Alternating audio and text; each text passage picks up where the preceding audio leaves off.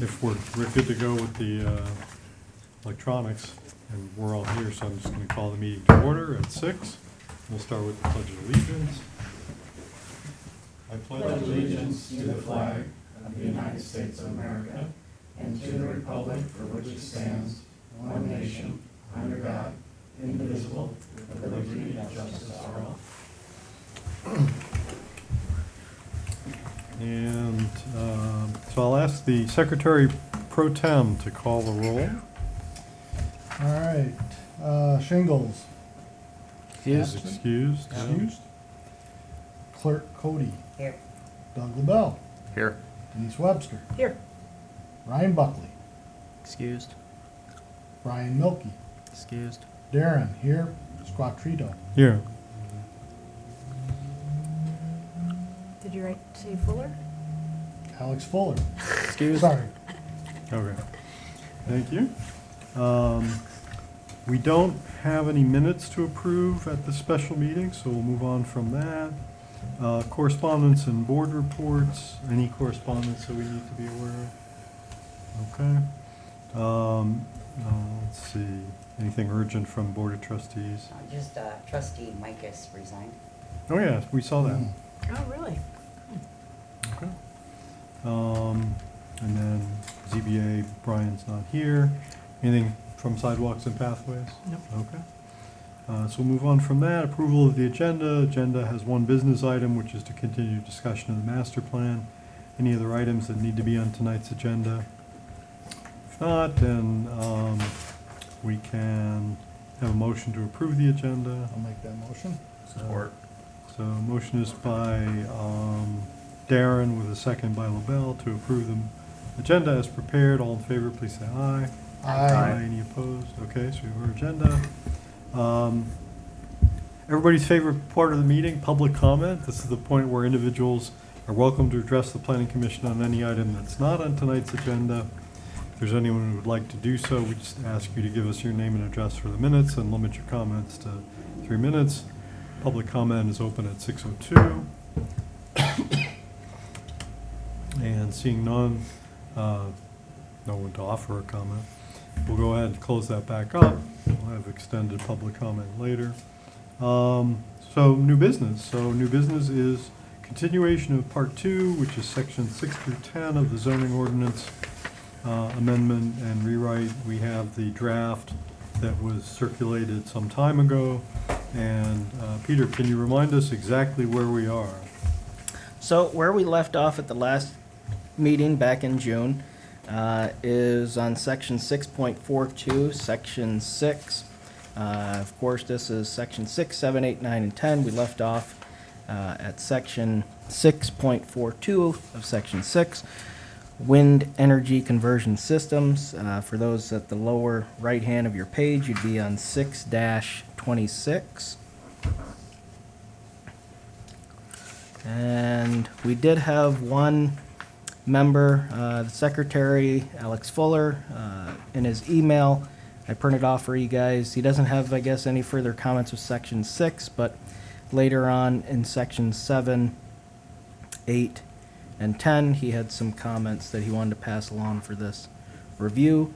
We don't have any other comments from those other members that are excused, so hopefully everything looked fine to them in their review.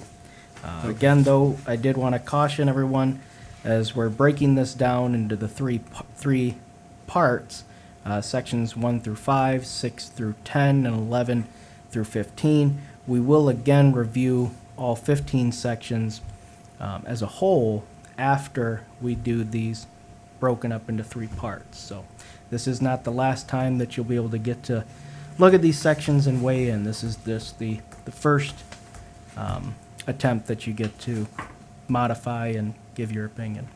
Okay, thank you.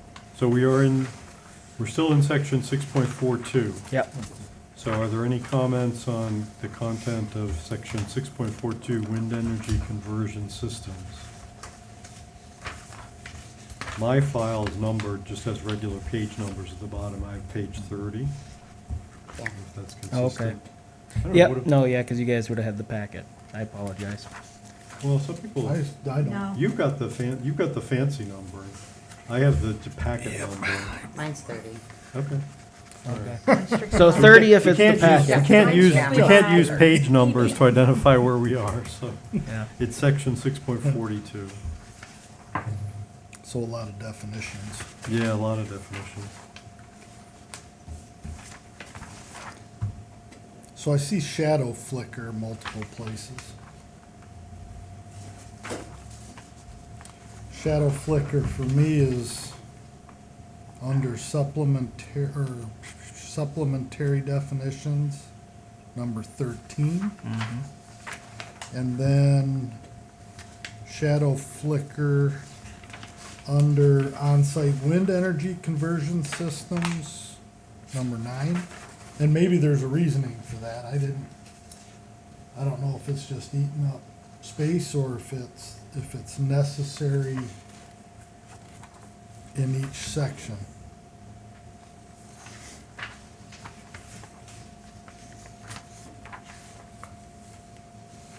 So it shows up under supplementary definitions B13, B as in boy. Yep. Again, 9 under C, so C9. Yep. And then, did you say there was a third spot that came up? I did not see a third Okay. spot yet, but Well, but C9 is Well, not, yeah. is not definitions, it's applications, right? Yeah. So we have the definition and then the, looks like it is applied, You're right. C9. And then a D11. D11. okay, so there is definitely a reason Yep. for it to be in each of these sections. Okay, Okay. sorry. Nope, just, yeah.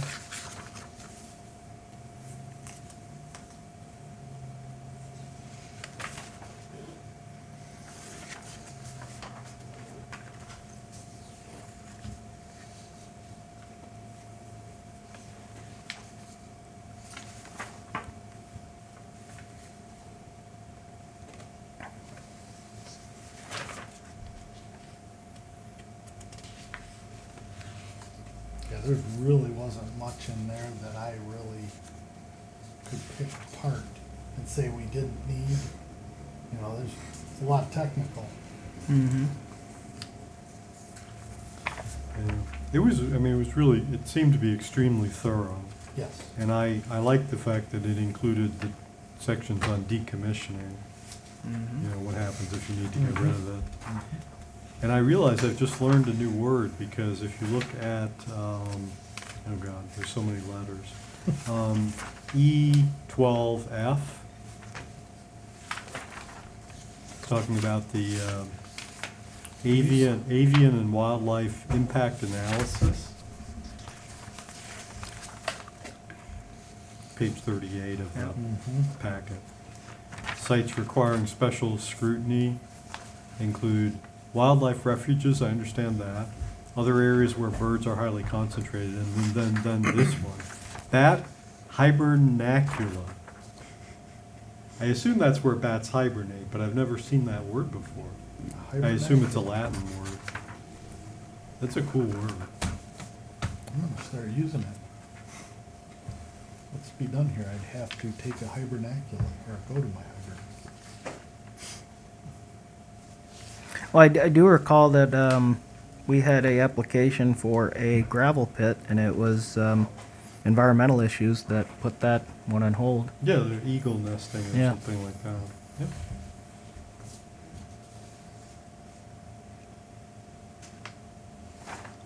Okay, so anything on 642 on this go-through? If not, we'll go ahead and move on to 643, which is wireless telecommunications facilities. A lot of towers and things like that.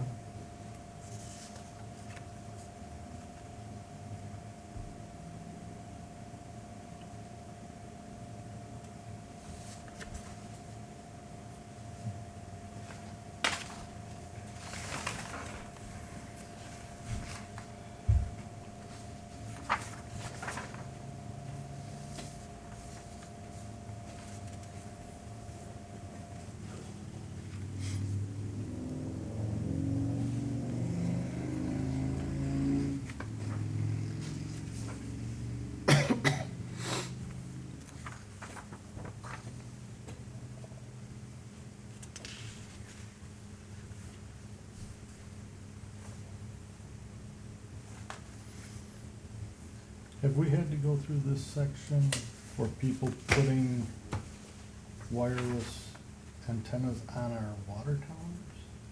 That would have been, No, the only thing that we've had is because we've had no new applications, we've only had where they've modified, maintained, taken old ones off, put new ones on. So we haven't had a completely new application outside of the existing ones being modified. so when they took permit to modify, did they have to bring it all up to the latest standard? And does it match, you know, security and Well, landscape plan, all that stuff? Well, we haven't had one where I guess I've deemed it that it would need a full review site plan. They've received building permits for each one that they do. But there hasn't been anything, outside of just a replace that I've seen the need to go to a planning commission, full review for it. So this could be very applicable. It'd be a great starting point for us if we Mhm. ever had to do it.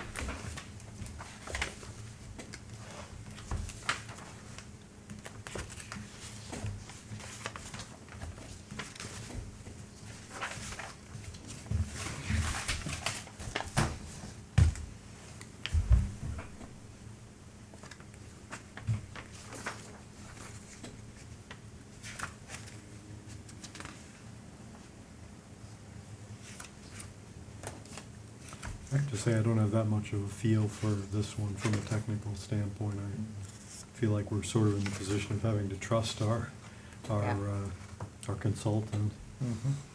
I would agree. Anything on that? Okay. All right, well, let's move on. So the next one is 6.44, yard sales, garage sales. It's a little more relatable one, I think. Anything? I mean, it looks to be, no change from what we existing have. Yeah, okay. I did actually have a question on this, though. Part D, resale of goods, says no goods purchased for resale may be offered for sale. Mm-hmm. I feel like I understand what the intent is there, but in theory, anything you buy that you ultimately sell at a garage sale is a resale. Yeah. So I'm wondering how that's actually defined. But it was, It's the they intent, didn't right? You didn't. purchase it to sell it. Right, later, yeah. right. But how would you enforce that? I mean, I guess you could, if somebody was selling things that still had the store packaging on it, you'd have an idea. But otherwise, how would you know? And because the thought that just came to my mind is I've been to garage sales, yard sales where if they save the box of the toy or whatnot, they'll just put it right back in the box and It would be very hard to manage that. yeah. I would Yeah. Can we agree. I just mean, take that out? Well, because I think Why is it? I mean, you don't want, because, the little bit of history on the yard sale, garage sales is there was one person who pretty much had a nonstop year-round operation and they were selling stuff and, and that's why the township then got into the business of a yard sale, garage sale ordinance. So I don't know if we'd want to completely take it out and then we wouldn't be able to, I Just the guess, stop resale. somebody from doing a, non. it's Resale of great. the goods one, just Yeah. take that out. Well, there's enforcing it and then there's using it to our benefit. Yeah, I mean, I've never had any Just leave it there. complaints or problems. I mean, I've never Yeah. seen anybody So- go around, oh, you're selling something you shouldn't be selling. Yeah, I mean, I'm okay with leaving it as is, but I can see where if someone ever actually challenged that, it would be kind of a gray thing to try to figure out. I can see, let's see, because I thought there Well, was again, something, if you look at that, it's no goods purchased, so that means I purchased the goods. yeah, So if you think about, going to the store because they have a whole bunch of the same same material, and then you buy it, then your intent is you bought all that, multiple goods of the same thing, and you're gonna resell that. There's a huge intent versus, okay, maybe one or two. I suppose maybe, Different. a rewording, because it's he used the exact same wording that's in our current ordinance, and we've had no problems, but I guess maybe wording it, no goods purchased for the intent of resale may be offered for sale. You know, so if Yeah, somebody's, Yeah.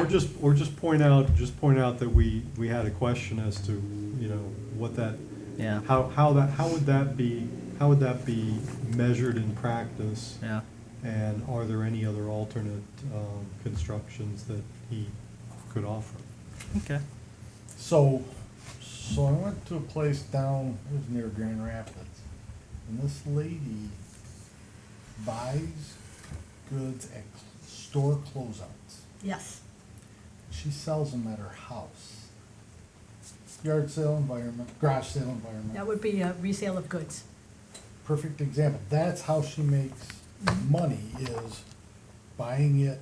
You get everything in the bin type thing, and then you turn around and sell it. You don't buy it for your use. Hmm. But I could see people doing that.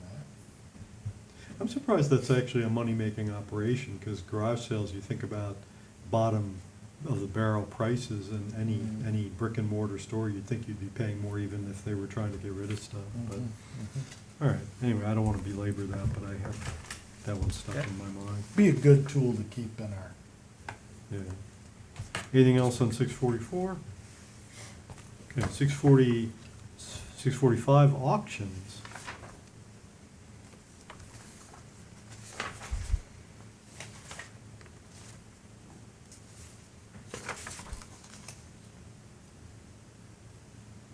So that means I'm gonna have an actual, like a car, where the intent of the land is to bring in items, and you have auctions on a pretty regular basis versus an estate sale,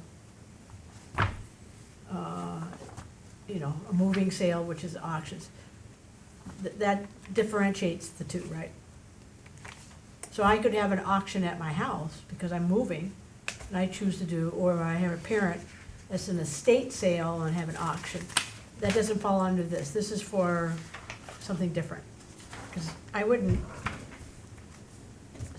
Well, it talks apply about, for a special use, land use for that one auction. right, well, yeah, because in C, although it doesn't do it consistently across, but in C, it uses the word permanent, Right. yeah. No, I agree. So that means that auctions, that's not what, it's, I know that there's some auctions down in the Grand Rapids where they have a huge area and they bring in cars and they have auctions, or, you know. So to your point, in B and C, they talk about permanent. Why don't they talk about permanent auction in A? Because it leads me to believe, no matter what type of auction, you would have to comply with the following regulation. If not, I can run back and grab, did anybody bring because I think we had definitions in the previous first 5 sections. Does anybody have theirs on? They can run back and grab mine. Well, I can, 'Cause I'm curious, I guess, what auction, how that's auction, defined. I'll tell you in a second, right here. which one is it? Can I read it to you? Sure. So there's a header with a subheader, auction, an establishment operated for compensation and profit as a public or private market where items are offered for sale through competitive Yep. bidding. Yeah. An auction can be operated online or on site. Second, an auction house, so that's permanent. And then it says permanent auction. Permanent auction, a live or online auction that is intended to reoccur over an indefinite period of time. So when they say auction, it's a one-timer. Yeah. Permanent auction is intended to reoccur over an indefinite period of time. So when I'm reading this, and they say auction, that leads me to believe that it's Temporary. temporary. Like your definition of estate I sale. don't think, auction. I would bet that that's not what that means. That section, so that if I wanna have a farm auction because of a grandparent passing, that I don't have to have a special land use permit. I can have that, like a garage sale, I can have that without a special land use. So I would have some clarity about what that, Well, that so- make sure that we're following, 'Cause it says auction types that are permitted by special land use. Is that I'm guessing that would be a permanent auction, would be the special land use one, not the, So Just maybe we should auction. use that wording in here, you know, to if define permanent. that's something that I would ask the consultant, so that we clear in regards to which ones. yeah, so is this,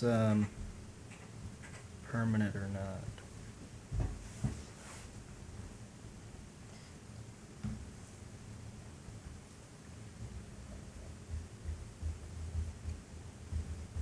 Yeah, and if he intended it, if he intended this section to cover both permanent and not permanent, that probably needs to be tightened up a little bit to specify. Everything after A seems to be defining a permanent operation. And so I think it should, instead of saying auction types that are permitted by special land use, you probably should just indicate that permanent auction types, and I think that'd clear it. What, if we retitled 6.45 to permanent auction? Or auctions, comma, Yeah. permanent. It doesn't really matter, and then you would refer back then to that particular definition. So maybe we ask him. So then what do you do if you have a temporary? Right. You wouldn't Yeah. fall under that. 'Cause we Correct, don't that means I a can have an section auction, for- a farm auction, because if I can Yeah. just do it one time, just like I do estate sales, just like I do garage sales. No permit, no nothing. No, You just Yeah. have it. you just have it. An auction is just really a glorified garage sale, because you don't wanna do all the pricing Yeah. and so I forth. suspect, I was gonna say, I think I remember from our previous, in June, we had mentioned, because section 6 is titled standards applicable to specific land uses, and although he said not all of them were special land uses, most of them that we're going over are special land uses, and so we had, one of the comments I remember giving back to him was, well, let's make sure that it's spelled out and clear that this is a special land use or not, so this is probably another one of those. Well, could we just make a note to ask him about that and Yeah. we can Yeah. move forward? yeah. Yep, the note that I have is auctions, permanent or not, special land use, and, could be just as simple as he'll just retitle it, permanent auctions, section 6.45. I actually think though that the more I read this, I feel like it's designed to cover all types of auctions, and where the word permanent is used, that means if permanent applies, then that condition applies to it. Mhm. But if the word permanent is not used, then it would apply to all auctions. Mm-hmm. And that's the way I read it. Okay, now that you're saying that, that does make sense, but maybe that's what we could do Yeah, in bullet A, is say auction, permanent/temporary, whatever,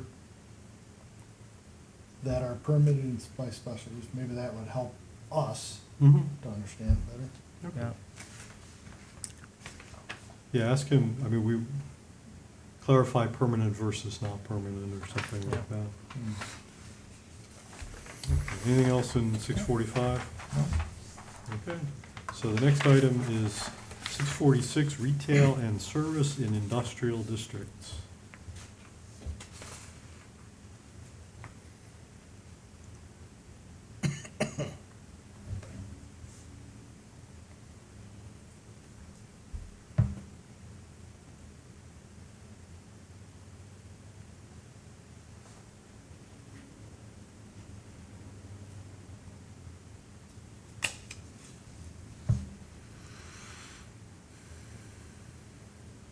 Were we at 25% of 25% of the total gross floor? It sounds familiar.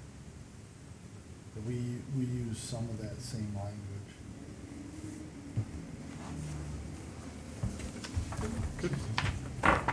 Do you know if this was borrowed mostly from our I don't existing- think so. I don't think No. there's any retail industrial. And it was for,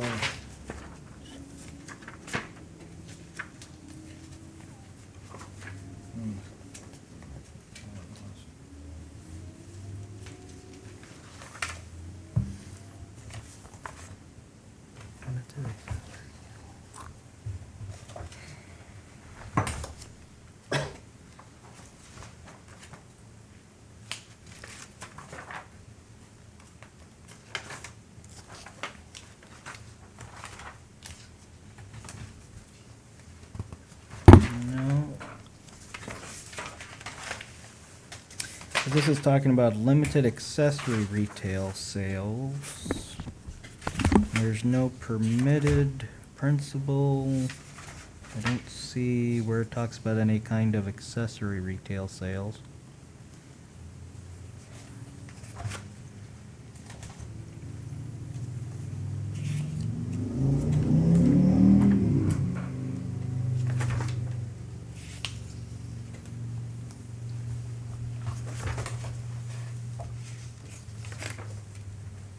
Yeah, no, this would be something new.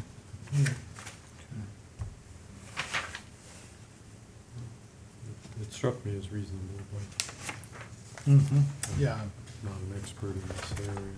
I'm just wondering if we had already landed on something, and my memory's not the best. Well, because I'm thinking if you're thinking back, Mike, when you were on the zoning board, I remember when we were doing a variance for lock key and something about because they were expanding a non-conforming use, and I think we had talked about something about floor space for that, I'm sorry, was that the janitorial stuff? maybe. Down on Lincoln Road. Yeah. Yeah, that's the By one. Sacred Heart Ball Field. Yes, Yeah. that's the one. Yep. And I'm thinking there was a square foot associated with that because Yeah. of retail. Yeah. Yep. Thank you for being a good memory for me. But I just don't remember what that percentage was.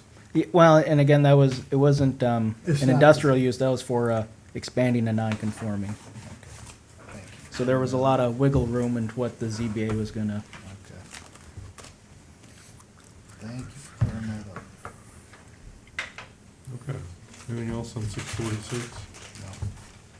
No. Okay, so 647 is indoor commercial recreation uses, just one sentence. It's a setback, that's actually, I think, in our existing ordinance. The only thing I would say is that the word, in that case, the word setback should be split into setback because it's a verb and not a noun. Hmm.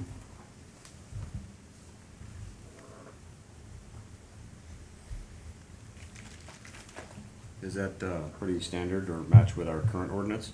I was gonna say because I have a note in here from when I was doing my original notes, same as district. I'm pretty sure for the commercial, it is 100, well, hold on. There is a difference. So,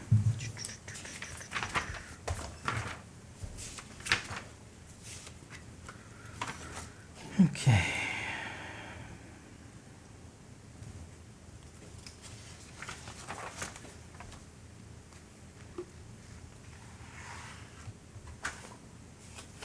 Indoor commercial recreation shall be set back when distant when it. Okay, no, actually, no, so from any residentially zoned property, that's what there is currently. Because currently, if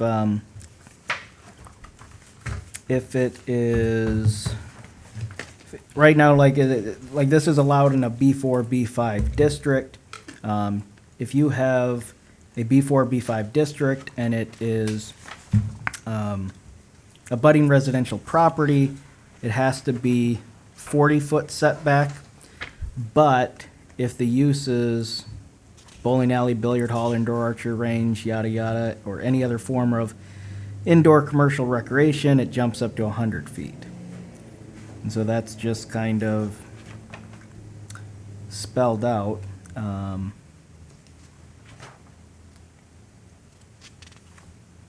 Yeah. Okay. All right. So does the building itself or just the space that's being occupied by the residential or the commercial user or the recreational user? Because what if somebody has a building that's Yeah. 40,000 square feet, but they're occupying 10,000 in the middle? And so which one? Yeah, which one would? I mean, perfect example is McGurk's building right here. Yeah. Well, I and mean- that's where it came up. You talking about the bouncy house? Yeah. Well, Well, there's that- there's a recreational user that's going in there. Mhm. Or you mean the one on Up here? 20? Yeah, Oh, okay. yeah. But there's probably no residential, abutting residential About those zoning. apartments. Well, yeah, but that's more than 100 feet away. Yeah, Okay. Yeah. And same to the, but that's where I was curious, because you've got the building, yeah. Mhm. but the recreation is just to the south of Summit. But the actual building itself goes right over next to residential. If you go all the way around the bays, Yeah. all the way to the west, I mean, it's That's a all, house right there. yeah, I mean, But is that residentially zoned property? Is that commercial down there? You Well, just had a I- residence on there. I think there's single-family homes there, but I think it's zoned commercial. Well, I think then, you're- I wouldn't, Doesn't apply. according to this, residentially zoned property. Well, so yeah, so this one, there is parts in the ordinance, our current ordinance, where it talks about a residential dwelling or a district. In this case, it is only for a residential lot in an adjacent residential district. So even if there's a home that's still used as a residence, if it's not zoned residential, then it wouldn't be in our current ordinance. Well, hypothetically, I'm just trying to make sure there's some clarification, because Yeah, if that was zoned single-family, and Mhm. the recreation is way more than 100 feet away, but the building is pretty large. Yeah, I think we do need to have that clarification, because we're seeing more and more of it, Yeah, I mean, I would say larger buildings. But 100 feet from a resident, I mean, So- the recreational facility itself has to be 100 feet from the residence, So- not the building itself. Yeah, the boundary of the business, There you go. well, So- yeah, yeah. it says uses, so the question, I guess, would be, Mm-hmm. is it the use within the building that has to be 100 feet away, or is it the perimeter of the building that has to be 100, that contains it, that has to be Yeah. 100 feet away? so I guess, yeah, so another way to write that, and yeah, we can get this feedback to them, would be, right now it's saying, so in your example, you have one big building, multiple uses, one part of the building has a indoor recreation, the rest of them don't. So the building meets, let's say the 40-foot setback, but then if you put an indoor recreation use in, and there's residential district right there, now all of a sudden you have a conflict. If it were to be written that, if you changed it to where instead of 100 feet from the residential district and just 100 feet from the residential dwelling, then you could have, that still doesn't clear No. up whether you're using the boundary of the building or the boundary of the business within the building. Yeah, I think it needs to be at least, say, a minimum 100 feet from the use.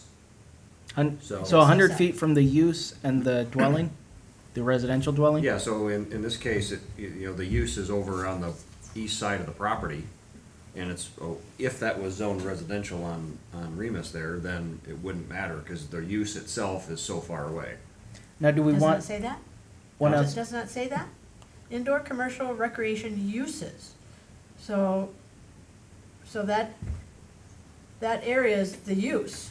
Doesn't it say that? I Yeah, we understand just- what, but. Yeah, I just wanna make sure it doesn't encompass the whole center. So because there's I don't- a use in that building, does that encompass the whole center? Is that I all? understand what, but the way I would read it is like, no, it's just that use. It's not that whole complex. Yeah, It's and just I would just that wanna use. ask, Mr. That's the way I Guzman would for read it, but clarification on if with that the intention. if there's conflict and we have that, then you need to have clarification. I agree.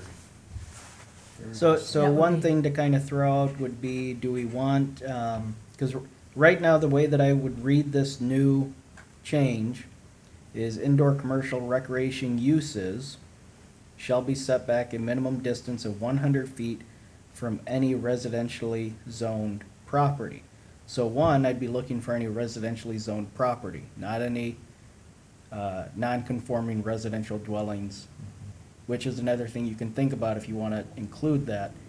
So right now, I'd just be measuring, if you have the use on the property, regardless of location on the building, I would be looking for 100 feet from any residentially zoned property. Could we state, That's the way I would read it too. could we state indoor commercial recreation use boundary shall be set back a minimum distance of 100 feet from any residential zone property. Yeah, so the two things that I want to clarify, then I can just give the feedback to Chris and he can kind of rewrite it. Do we want to stick with just a residentially zoned property? Or do you want to change that to any residential dwelling? Because that would give, I guess, Well, if you did dwelling, that gives you more, more square footage, or more footage. well, because the only reason I bring it up is because if you have a house that's in a, that's non-conforming, do we still want to give them that extra barrier or not? And that's one thing to consider. So, nope. So maybe we just leave it at that. So in this case, we would just be measuring, if this is the property, and you have a building anywhere on the property, we're just gonna be measuring from, let's say, the uses in the building here has to be 100 feet from the residential property. Yeah, from So- the nearest boundary of that. Yeah, so let's say if on here, we have a residential property right here. This one's business, the property right here is residential. And we got a building somewhere here. We wouldn't wanna put the, indoor recreational use here, we'd wanna put it further this way, is what we're saying. Yeah, something of that nature. Or if they're gonna go in that building with a McGurk, and you have a residentially zoned property, then it's like, why don't you put it at this end of the building, but no, it's too close, it has to go to the other end of the building. Has to be 100 feet. But what if that space isn't available? So that's what Well, I'm then saying. you're gonna have to go someplace else. No, I understand, that's why I think you just want some clarification in there, Okay. because, But is the way that you guys, is it comfortable that you wanna basically just measure it, not from property line to property line, but where it is in the building, as long as it's 100 feet away? Is that kind of the goal that we wanna, is that what you're Yeah, aiming for? I think that's proper. Especially if we start doing more multi-use in a large building. well, let me ask you this. The property that they just built over there, I mean, it looks like it's set back, the building itself is set back, probably 100 feet itself from the nearest residential zone, or the nearest property, whether it's residentially zoned or not. I mean, what does the code say versus on site plan on how far the setback is for the building? Because I don't think we're gonna have an issue over there. I'm just Yeah. saying, what if it's a different site? So I'm just it- using this as So right now, hypothetical. so if we go to right now, the current zoning ordinance, if you have a B5 abutting a B5, you have one setback, I believe it's 20 feet. If you have a B5 abutting, say, an R1, it jumps up to 40 feet. And if it's a B5 abutting an R1 and the use is indoor recreation, it jumps up to 100. Yeah. And that's regardless of where the building, or where the use in the building is located. And, but I can see where you could, that's what I'm putting in my notes, location of use in building and measuring that from any residential property line. Because that could give a developer, I could see it as a compromise. It meets that the township wants there to be 100-foot buffer, but then it gives the developer options to, well, before I couldn't put it in the building at all, because let's say the building's only 40 feet away. Well, now I can put it in the building, I just have to put it in a different spot. Yeah. So it And gives I'm the. just looking for clarification on his Yeah. intent. Maybe he's already covering that. It's, hey, it's Yeah. from the use where it is. It doesn't encompass the whole property. That's what I would be curious I about. think that's good. And I think that makes it clear enough. Yeah, because right now, it's true. I mean, if you have these large buildings, multiple uses in them, if you put an indoor recreation use, now all of a sudden, well, it's supposed to be 100 feet away. And you can't just pick up the building and move it, so this gives then a developer, well, just gonna have to switch which unit that it's in. Well, an example would be we've got, now this is in the city, our Central Square property that we manage. There were Tim Hortons and Salvation Army and all that. Salvation Army is moved over and Family Dollar left, so we've got about 18,000 square feet there. So if we were to put in a indoor recreation, there's apartments behind there. And that, there's no way that would meet the 100-foot. I mean, if we go in that spot, so it's like, Is that, would be residentially zoned?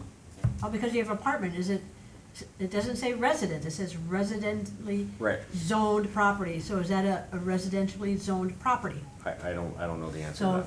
I'm just saying is if it was, Yes. then Then you would somebody, not be able to somebody do that. wouldn't be able to go That there. is correct. So I'm just saying is I would wanna, again, I'm beating a dead horse here. Yes. We're trying to, we just wanna make sure we clarify that it doesn't encompass the whole building and Okay. limit the property to, the developer's options. Okay. One question though that I have would be, if a building is built that's kind of a nondescript big box building, Mm-hmm. what control does the township have after the building is built, where things are inside the building? None. Yeah, I would say Because no. right now we don't have any kind of So regulation on it. couldn't a builder or an owner, in theory, then, put their indoor recreation at this end of the building after some time, which is within 100 feet of the adjoining property? You're saying? No, I don't think they would be able They'd to. have to pull a permit. And by this is, depending on where they put it in that existing building. That's what I'm asking. I'm not clear how there's a permitting process for, once you have an existing building that's occupied and you want to reconfigure the interior of your building, I mean, there's no permitting process for that, It's is a there? build, you would need a If it's building simply a permit. building permit, there wouldn't be anything with zoning. But if the building was built in a more of a kind of an open format where you're just moving like partitions around? Well, if it's temporary partitions, you wouldn't have to pull a permit. Yeah. But if you start doing any electrical in those walls, you've got a permit. It's not a building permit, and that electrical guy's not looking for Yeah.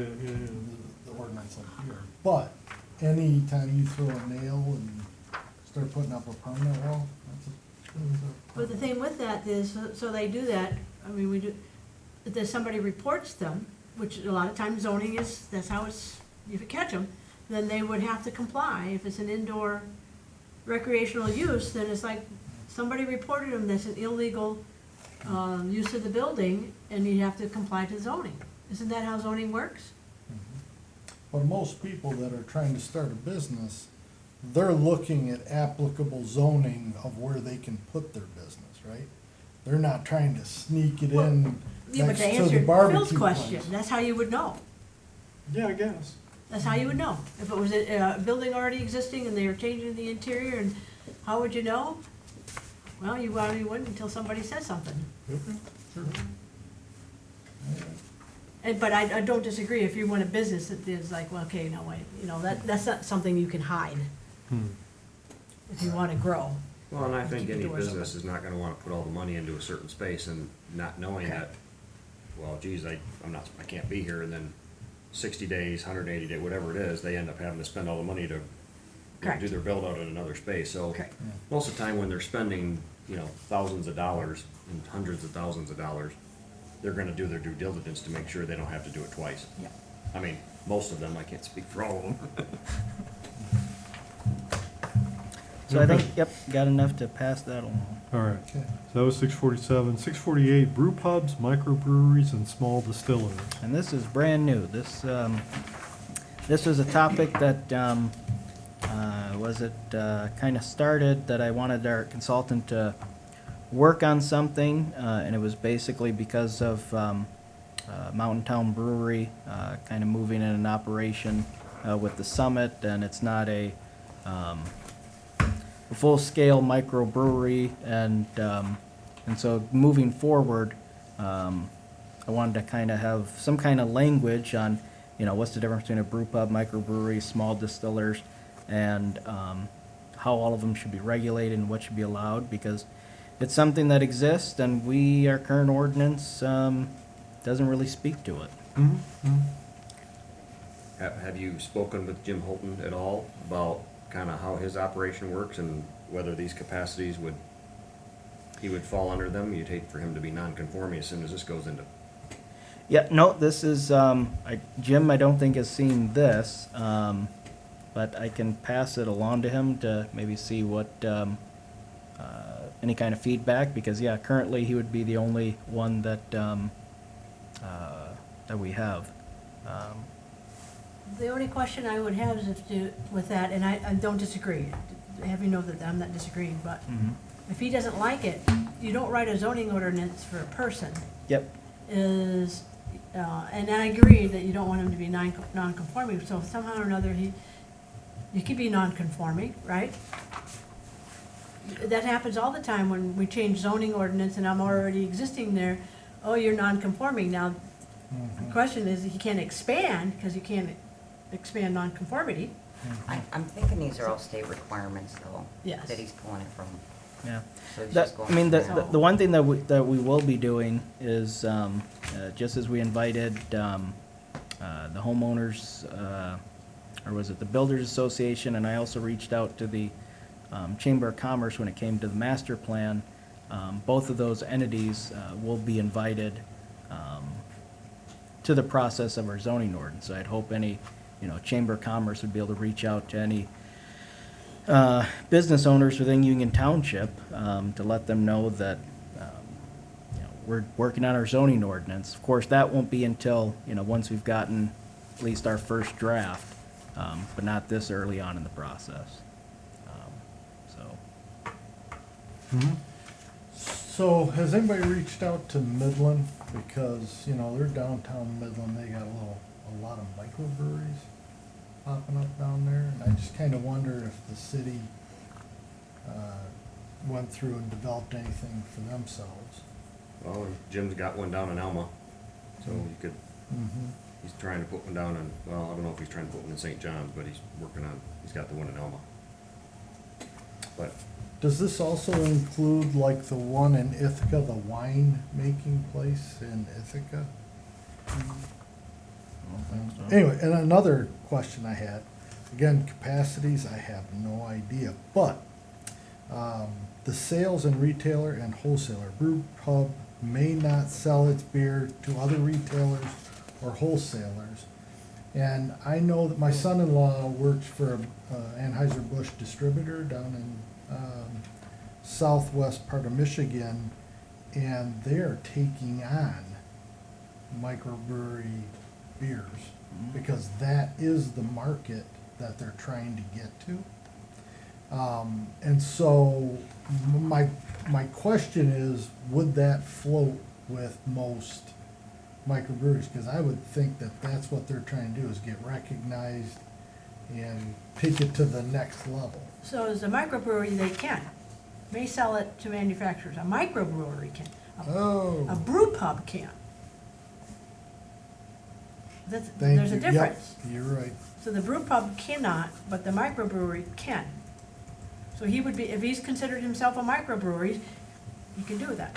So that's 5,000 barrels versus 30,000. Yeah, the microbrewery is a 30,000. Do we know what these guys are? Any guess? well, because I remember there was, because before Jim moved in, he did apply for a zoning compliance letter and things that I was looking for, and I do have, in my file, basically what he was proposing that he'd be doing. I can't remember the exact number. I know it was low. So It was, I don't think it was anywhere near the 30,000, Yeah, but but- I can look. you got the, so if he does 15,000 barrels, Mhm. he said it can't be a brew pub, it's a microbrewery. No, it might, well, Will not yeah, exceed. not exceed, yeah. As soon as I exceed the 5,000, then I fall into the Micro. microbrewery. That's the way I would read it. And then a microbrewery only can go up to 30,000. Yeah. And there's nothing else beyond that. I mean, is that part of it a state requirement? Because I think you should sell to it, because a lot of people like sell to the casino and sometimes they have the local, Yep. you know, And they've got it to be over 5,000 barrels. but Well, still, it- you should be able to either way, I Yeah, think. well, and again, because the location where they're at Summit, again, even if they were to exceed the 5,000, it would just, it wouldn't allow that location then to sell. And so if where he's at, if he wants to be considered a brew pub, but he still wants to, sell to retailers and wholesalers, that could happen, just not out of that location.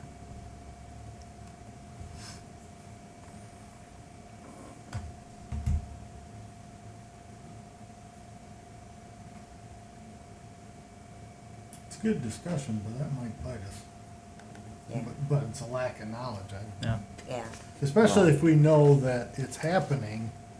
I wouldn't even, I couldn't tell you who's a microbrewery and who's a brew I don't pub know either. in I this didn't know town. there was a difference. Okay. So you might ask him to let Yeah. us know where he got those thresholds from. Mm-hmm. I had one wording issue.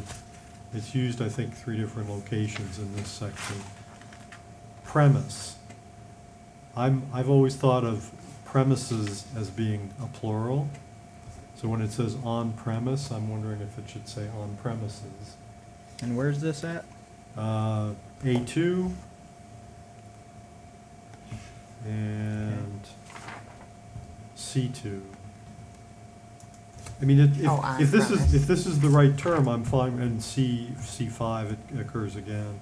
Basically, I'm just asking, is premise as a singular understood to be the right word to describe a place, or is it the premises? Because that's the way I've always heard it. So singular, plural. And if he says it's fine, then, I'll defer, but. If it's that, you'd have to stick the in front, like on the premises, right? No, I Or think on- on premises. I don't know. That's why I'm asking. I really am Yeah, not. that's a good question. So you think it should have the S or not have the S? I think it should have the S. So in 5, under microbrewery, just, under B, microbrewery 5, he has the word premises. He uses the word under food services. Yeah, yeah. So you want it consistently throughout. That would be my, But it's either premise or premises. right. Yeah, okay. Because to me, the word premise means something else, but anyway. Anything else on 648? So 649 is donation bins. Requires a permit. Talks about different types of bins, their locations. Did we skip over small distilleries?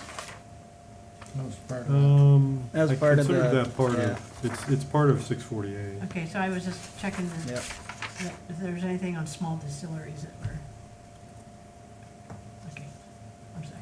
Donation bins is fine.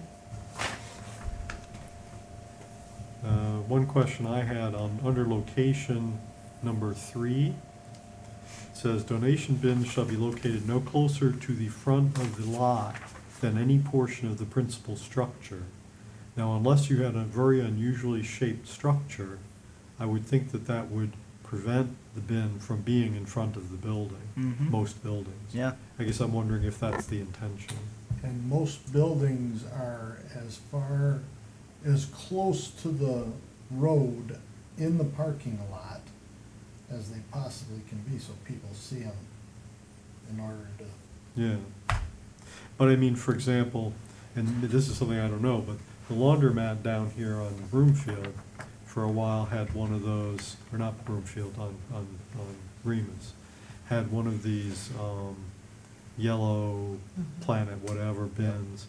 And they have the parking, and then they have a step up, and they have the concrete in front of the building. It was on that. So I don't know if that concrete is considered part of the structure of the building or not. If it's not, then it seems like it would be closer to the front than the building. So- Parking lot's not considered structure. No, I know the parking lot's not, but what about the, I don't even blanking on the word, but the step up where you have the benches and so on outside the building? Like curb or sidewalk or. Well, it's, yeah, effectively a entrance, sidewalk. but it- Threshold. The threshold, yeah. So I guess I'm just wanting a little more clarification on what his intent is with that one and what would be not allowed based on that, but Yeah, it's not a it's big deal. Yeah, what I'm getting from it is it would be the same front yard setback of the principal building, and if that's the case, I would just word it that way. Is that what we want? Well, because the way he's wording it, I mean, he says donation bins shall be located no closer to the front of the lot than any portion of the principal structure.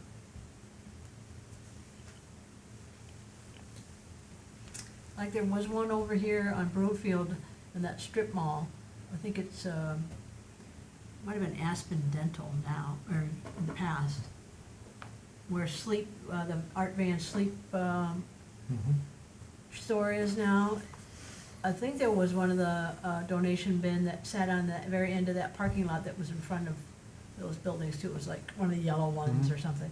So therefore, that would not be permitted. Yeah. And is that they would have to be back at least to the front of that sleep, Of the building. of the building, which is that strip mall. I mean, you'd think you'd want it out further though. Yes, and I still think down on Bluegrass, along Enterprise, I do believe down where Noodles Well, is, that might be where I'm thinking. you know, there is actually donation bins out in front. Might be But- by that light. That's where I'm thinking. Yeah, And so with, Yes. what this is saying is that they don't want it, this wouldn't want it to be any closer than basically, I mean, you'd have to put these, I mean, Back in, for- that- well, in essence, Yeah. on the side yard. I Yes. think we should change that though. And so basically, we wanna get maybe allow them to be in the front yard, but maybe not too far from the principal building, maybe located, do we wanna say within 10 feet or 20 feet? Cause again, it goes to that we don't want it so close to the road that it's then interfering with signs and, you know, parking and. well, the setbacks to parking, right? Could we Mhm. use that as the boundary? To allow them to put it in the parking lot, not on the sidewalk, but make it to where people can easily pull in, and drop off stuff and pull out. Yeah, so I'm just gonna put the note, allow in front possibly. Well, But we're again, not a lot of sure it has on- to do with how 3 and 4 work together, because 4 says it can't be placed where you block drivers Yeah. entering or exiting, okay, so that yeah. takes care of that. But if you want it at least in front of the structure somewhat, then you'd have to put something down. So I got in here, you know, same You'd have to front, put something. same front setback of principal, question mark, and then allow in front to an extent. And that's- we'd have to modify 5, Yeah, because 5 says you can't interfere with required landscaping or Yeah. required Right. parking. so basically, yeah, so the way I read it is just a clarification on, from what he's saying, does that mean it's the same front yard setback as a principal building? And if it is, then the second question of, well, sounds like maybe we wanna allow it in the front and to what extent, so that would be a, As long as it doesn't interfere with the yeah, bike. yep, so Okay, longer conversation later. yep. One affects, another one idea affects the other. Yeah, Yeah. yep, Yeah. That's okay, I think, you know, we're getting there. But when you say required parking, if you have a parking lot where you exceed the required number of spaces, There you go. you could probably do it. Yeah. Yep. All right. Anything else on there? Okay. Happily, we don't need to talk about the reserved items. Mhm. So next item is 656, accessory apartment. this I think is new outside of the only thing that I could compare it to in the existing ordinance was, where's the?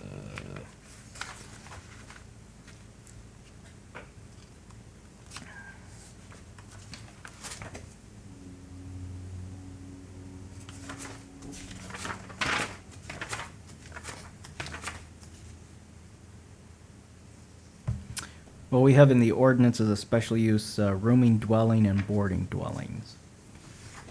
I think it's similar to what that's talking about, but, So would this allow me to build an apartment in my backyard to put my mother-in-law in? no, cause it's, well, it's stating Strike that accessory. from the notes. Yeah, accessory apartment defined.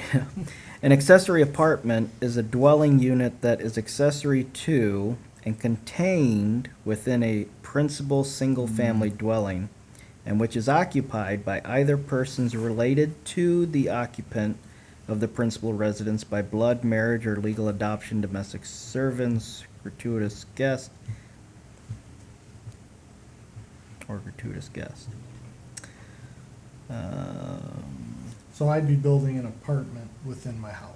It's Yeah. yeah, because within the current zoning ordinance, we have this new it's a special use called rooming dwelling. I think I like the term accessory apartment maybe a little bit better than rooming dwelling, boarding dwelling. But rooming dwellings or boarding dwellings in the current ordinance says for up to 5 occupants, regardless of familial status, or a single family plus 2 additional occupants may be permitted by special use. And then it goes on to, so I'm thinking that's where this probably comes from. Because in our current zoning, which maybe this is Woody's timing, there was a house built in Weefrich Meadows that did put an apartment in, separate service, electrical service, separate everything. And at that time, it was not allowed. Well, because what happened with, this was ordinance 1304, is the township was finding a number of, I guess, these uses where people were renting out these rooms and, you know, creating, and a lot of them went to the, I think, the zoning board of appeals. Some were granted variances, others were not. And then they came up with this, this ordinance to add to the zoning ordinance so that the ZBA didn't have to keep granting variances or considering variances. Oddly enough, since then, we've only had one application for this, and that application was denied, but, So what, so does this, so I could see also a use, similar in a, not your primary residence, but maybe another structure on your property, like a garage with an apartment above it.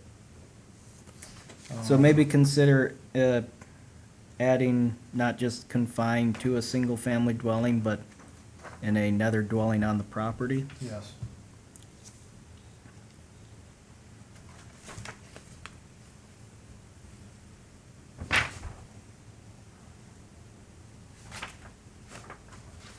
I think that's a worthy topic. The only thing that immediately popped out of my mind is if it's not used for that anymore, then you have 2 principal structures, then that would be on one parcel. But, But don't we address accessory buildings? yeah, Isn't that an accessory too? So if I had a detached garage yeah. and wanted to put something overhead, again, everything says that you would never know that was there. And then when Mm-hmm. But. whoever if leaves, you- it can't be used, it becomes part of the single-family home. It becomes part of the garage and, So right now, if I wanted to, because I only have a single structure on my property, if I wanted to put a 3-car garage with an apartment above it, pull the permits for electrical, plumbing, mechanical, put a septic field, do everything that you would have to do to build it, I don't think I can do it under our current ordinance. I don't think our current ordinance allows me to build another residential occupied structure on my property.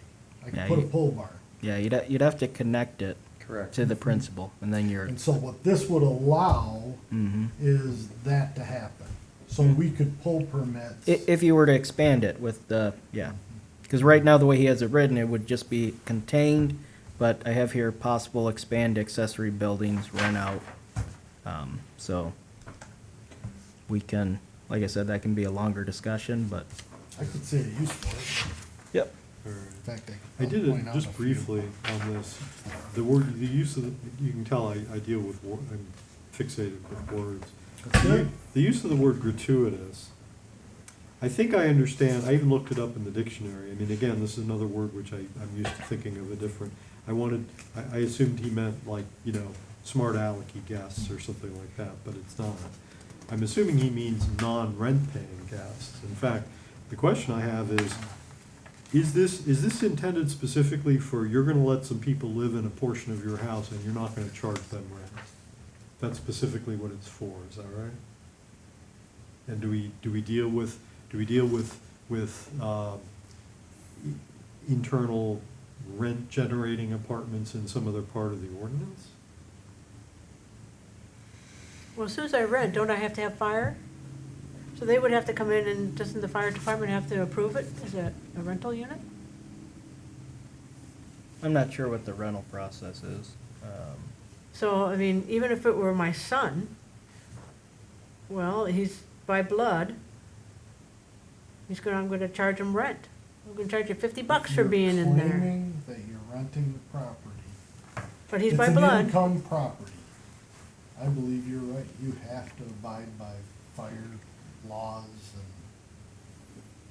and.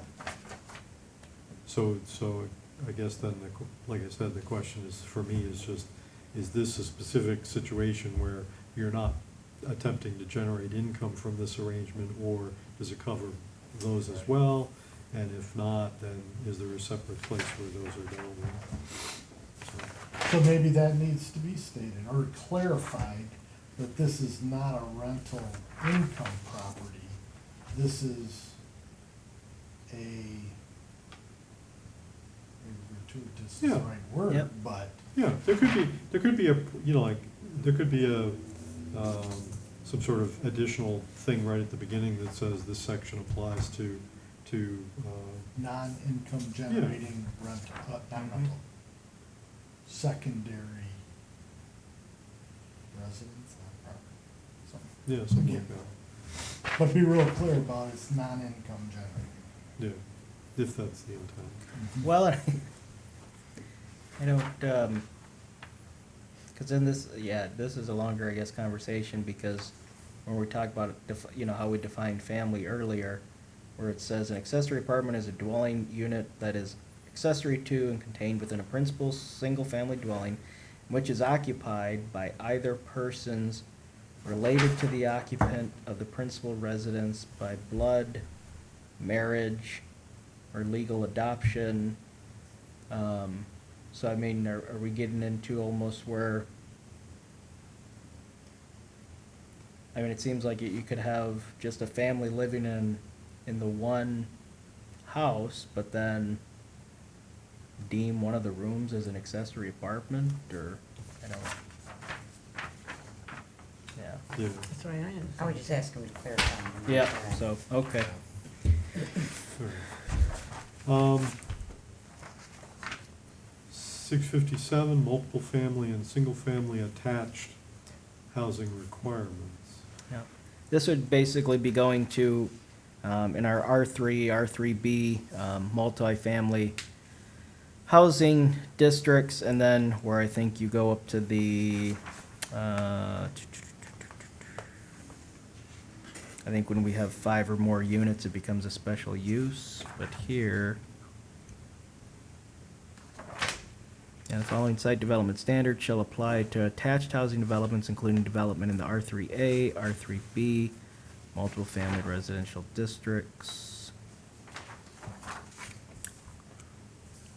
I guess it would just be for all, regardless of whether, I guess, it's 5 units or, okay.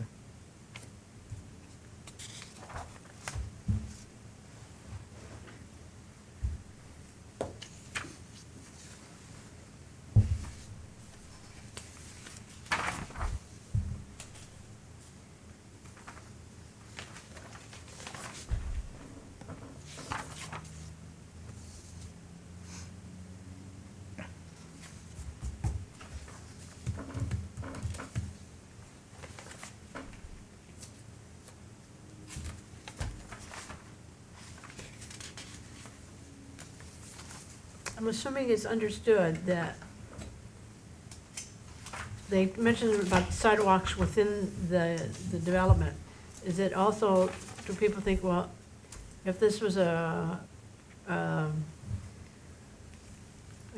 group of apartments or single family, that they're on our principal streets, that they would also have to comply with that part of the property on the principal, on the priority streets, not just inside, but is it understood that sidewalks, Well, yes? with this one, it would, I mean, it would supersede that we have the policy, but then this would be regardless of whether you're on a priority street or not, in the sidewalk policy. If you're doing a multifamily attached housing development, then sidewalks are required. Within Within the development. Yeah, But if it's not on, if the whole property is not on a principal street, then I don't have to have it on the street. yeah, then it defaults to the policy. Okay, all right, I just want Yeah. to make sure that that was what the way you understood it, that's the way I Yep. understood it. But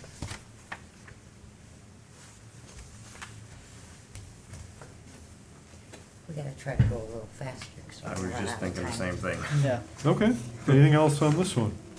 All right. So that was 657, so the next one is 658, open space preservation.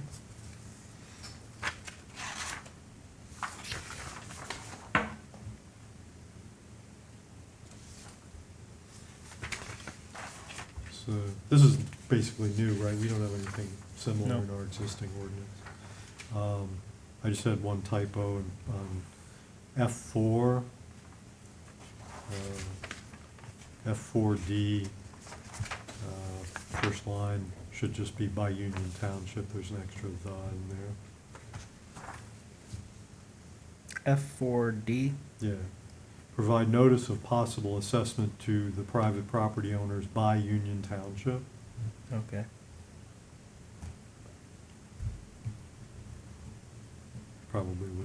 Probably had been the township, but they just, if you're gonna say Union Township, you don't need the. Yep.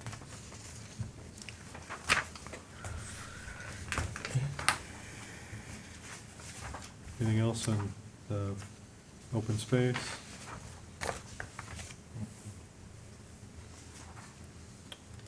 Okay, hearing none, we'll move on. 659, senior housing.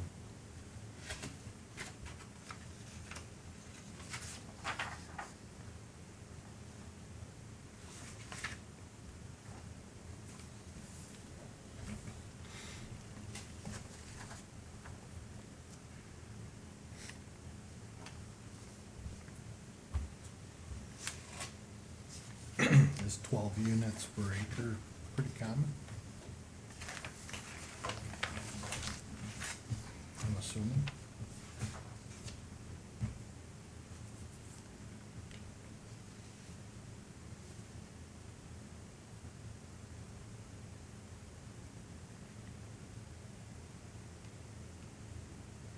Yeah, I would tend to assume that.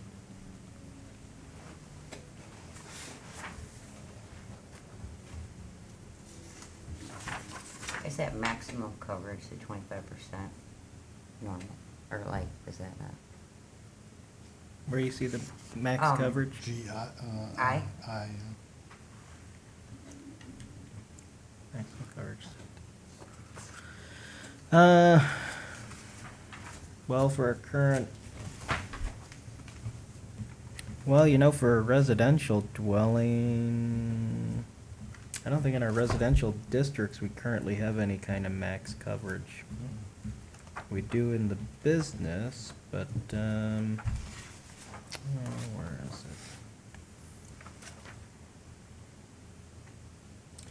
So in order to do a 36 unit Yeah, that doesn't. thing, you'd have to have 3 acres, so you'd have to have a total of 12, you'd have to build on a 12-acre site. Yeah, that didn't sound right. So maybe a Well, but- question. I mean, maybe I'm looking at it wrong, I don't know. Coverage would be, I'm thinking it's footprint, right? So you could build up, right? Or no? I mean, if you, Yeah, the 25% would just be the footprint, yeah. But you wouldn't want, I mean, if it's senior housing, you wouldn't want them to go up. well, but Would that's you? how they do it in the city, Oh, right? I mean, the senior facilities in Mount Pleasant are what, 6 stories high? Something like that? I mean, they use elevators, obviously. but is it, I mean, it's saying that you can only build on like the 25% of it, Yeah. of the property. No, don't yeah, think I you'd agree. wanna The- use more of the property. This sounds like they're envisioning more of a, probably lower buildings and more green space and, more of a community feel to it.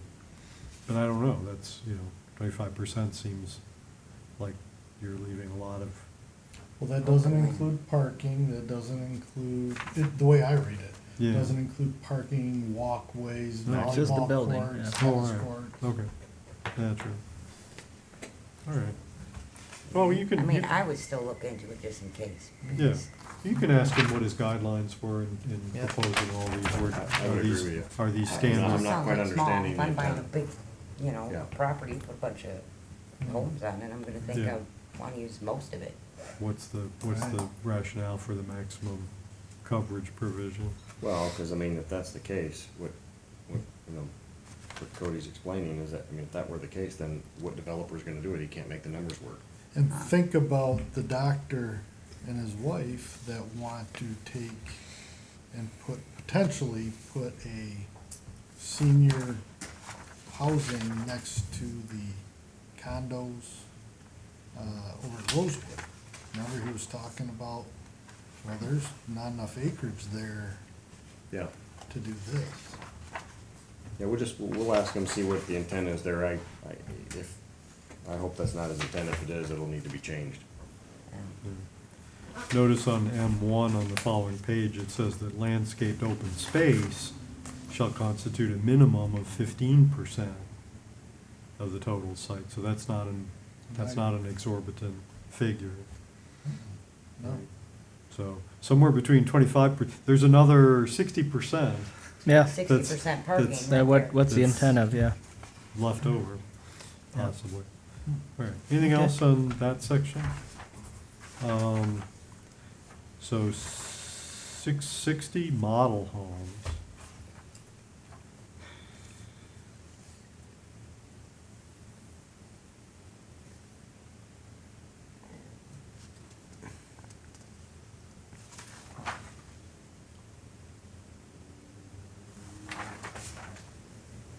Kind of seems straightforward, I guess. So, if you can take the excitement, we are through section 6, chapter 6. Yeah. There we Oh, go. wow. Ready to move on to section 7? Section 7 is general provision. First question I had, that's a nice chart. I think I am guessing what X and P mean, but it's never defined anywhere, at least not here. I assume P is permitted and X is not permitted, Yeah, but I would agree with clarify, that. yeah. probably want to say that. Have it, yeah.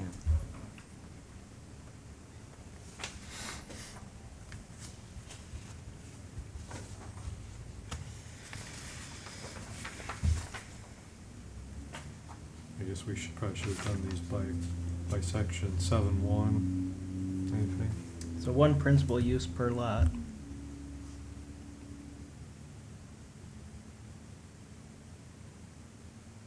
Now, see, we have the, and that's where we talked about the expansion of an accessory apartment. No more than one single-family dwelling unit may be located on a lot except as specifically permitted, e.g. second living quarters on a farm. And so that could also be expanded to, accessory apartment. Right, Yep. so you need to get yourself a couple chickens and declare yourself a farm, then you can put up your second building. There we go. Now that it's on Get the a record. rabbit. Well, And 7.2 was the chart we just talked about. 7.3, exemptions from height regulations.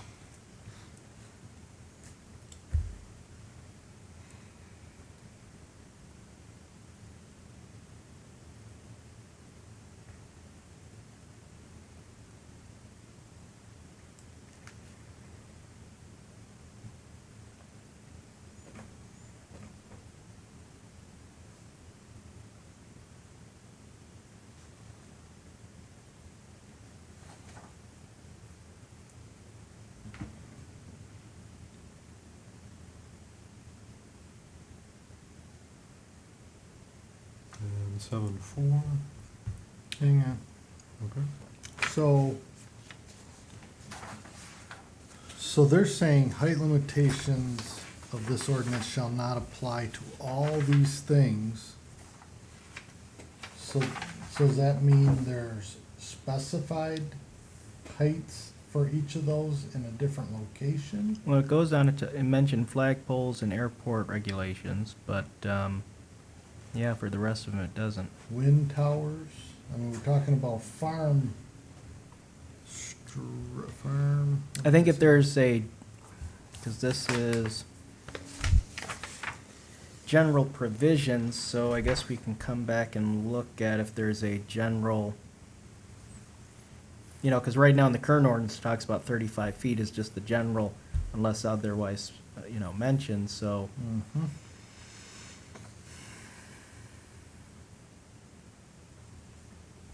Yeah.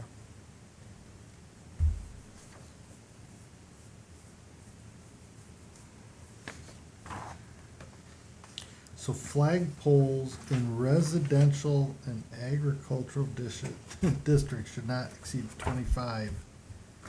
There's a lot of 35-foot flagpoles being sold in this town. So they must be buying them as a non-residential district. I mean, it's at 35 feet, don't you gotta stick it in the ground 10 feet so it don't fall over? Or no, it doesn't work that way. Well, it all depends on how you put it up, but, no, it's a good point.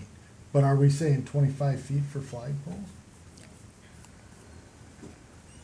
I mean, that's what he has written, so I mean, it's something to consider. I would, yeah, look that one up. Agricultural, I mean, if you think some of our, you know, we've got some places where the houses are pretty far apart, maybe you'd want a flagpole higher than 25 feet. I know I do. I would think, I suspect their kind of perspective is kind of more densely populated suburban type things, but, so you could ask him, or we could ask him for Yeah. thoughts on, Because right now, this is different from, we have in the height limitations, exceptions in the current ordinance, flagpoles are listed, and they have flagpoles listed here, but then he added specifically flagpoles 25 and 40, so, yeah, we can ask about that. And I would prefer 35 feet for residential. Okay? Do we currently have, you said it's currently 35 feet? Because that went out at Chase Run's pretty big. Maybe it's just the flag that's big, I don't know. Well, no, right now, I mean, it's maximum, that's for anything, but this is, Non-residential? yeah, the height limitation, this is current zoning ordinance. The height limitations elsewhere stipulated in this ordinance shall not apply to, and it goes on and on, flagpoles is listed. So they could have it any height they want. Unless we define it. Yeah, Yeah. unless we define it. But I'm just wondering, do we currently have something in our? Nope. Nothing? Okay. So right now, you could have it any height you want? Yes. Okay. And do we have to pull a permit to put Nope. up a flagpole? Nope. So we put that on the shoulders of you to monitor the height of flagpoles Well, there's no limitation currently. Yeah, there's none right now. if we did this. Yeah. Oh, yeah. That's very hard to do because we don't ask people to pull a permit to do it. Mhm. We So, should I just make have it- Somebody will exempt is what complain. I'm saying. I just have it That's how it circled that, works. you know, I think maybe he just put that in there that maybe as a suggestion, and, you know, we can let him know that, you know, if not, but. I so say have it- let's not for residential. Yeah, Not put a restriction. so, Put that. That'd be my opinion. And I'm not sure about non-residential. The taller the flag, the bigger the flag, the better it is for me. okay. ready to move on to 7.4, clear vision triangle. There's diagrams on the following page for these. I don't understand why he says no new fence. Well, if you have an existing fence, Well, realizing that, but then if there's an ordinance, say if it's destroyed to a certain percent, you can't rebuild, you have to comply to the new ordinance, right?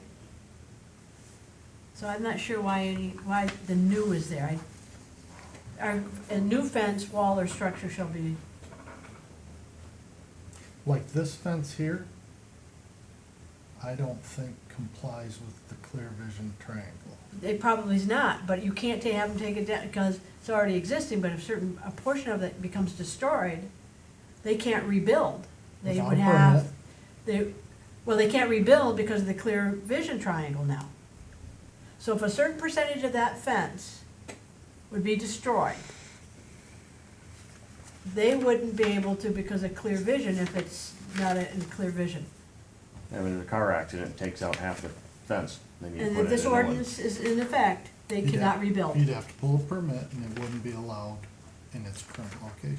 Well, how many people pull permits for fences? Well, I was gonna say, well, because with fences is, and this is something within the, because our ordinance, we just have the requirement that the fence has to be 6 feet or under, and I believe in the building code, there's no permit that has to be pulled unless I think it has to be, unless you get to, I think, 7 feet. 70 feet? 7, 7. yeah, not 70. So they wouldn't need a permit, 'cause Okay. Yeah, no, so we, I mean, we don't 6 have. feet or under. Yeah, we don't do permits, because we haven't had, unless we have somebody that wants to go over, and then they have to, one, I mean, if you want to do a 7-foot fence, you'd have to get a variance from our current zoning ordinance, and then two, I think, yeah, that's when you would have to pull a building permit for it. So as long as you are 6 feet, or less, there's no building permit, and you are in compliance with any zoning. I just question the word new. That's all, it's just like, well, of course. Well, But we wanna say yeah. no fence shall be, so you can't, according to this ordinance, you can't struggle. If there's one that's non-conforming, if it goes down, there you go. Yeah, I'd take out the new, because if it does fall down, they could be like, well, it's not new, I'm just fixing it. That's right, I still have some Yeah. portion of it, it's still Gotcha. old. Yeah. I So agree just with take that. out new, yeah. Yeah. So that way, And everything we deal with here is for the new. Correct. Right. That's a good point.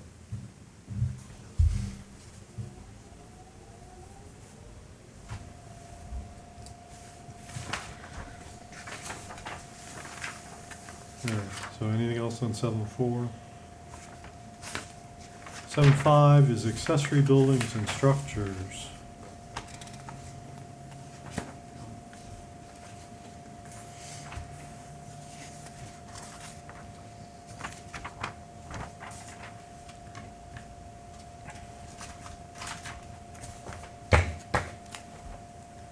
So does this mean then, and maybe is, I don't know if we have any in this township, so it probably doesn't take effect.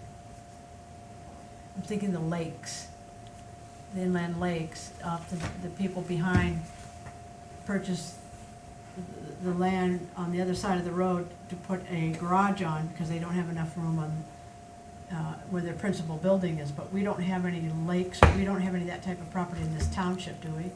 That would then be an issue? what are you getting, setbacks or what? Well, it says, no accessory building structure shall be constructed or established on a parcel unless there's a legally established principal building. Well, if I'm gonna, on a lakes, back lots are often used, and there's not a principal building on that lot. It's used specifically for an accessory building.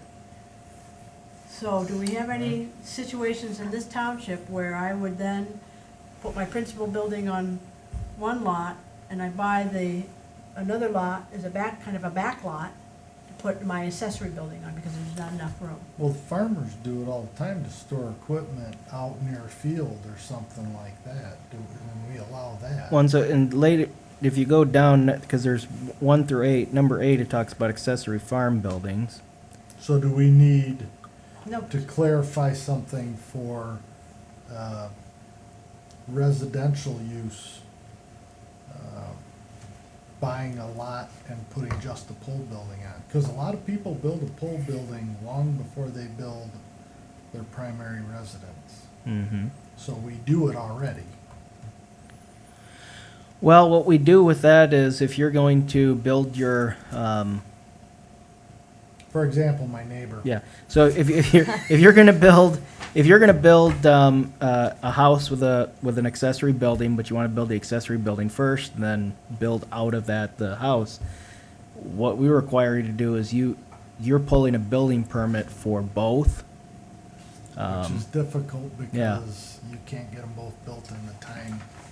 Which you can then do extensions, but what we don't do is if we, which in the past before has been asked for, but If you want to do both, we won't give you a building permit for just the accessory building. You have to indicate that this is a building permit for both. And whichever one you want, I guess, build first, but we won't give you a building permit for, or I won't sign off on a building permit for just a accessory building, and then you turn around and hand me a new building permit for the house. It has to be So, to one the Your permit. house Denise's would have to point. put it in. Yeah. Not in a residential, well, in a residential setting, not a farm setting, Mm-hmm. do we want to give people the ability to purchase a piece of property and put a pole barn on it? I think That's if a- you have that's a house question. You can link it to, you can, Yeah, it's. You might can need now, to- but Might need to make a note of that, and But we can not have ask to Chris get on how to them tackle permits, that cause that's one. kinda ridiculous. Because Well, no, Commissioner Webster brings up or a is very it- good point. I see a need. I don't think I'm just thinking about the lakes, that's where I've seen it mainly. Yeah, I mean, But it could be other lake, but that's where I've seen it mainly, and it's like, okay, you got their house on one side of the road, there's up not by the enough water, and room, then they've got, they do a their back lot. garage. Second piece of property Yeah. with only a pole barn or Yes. a garage on it.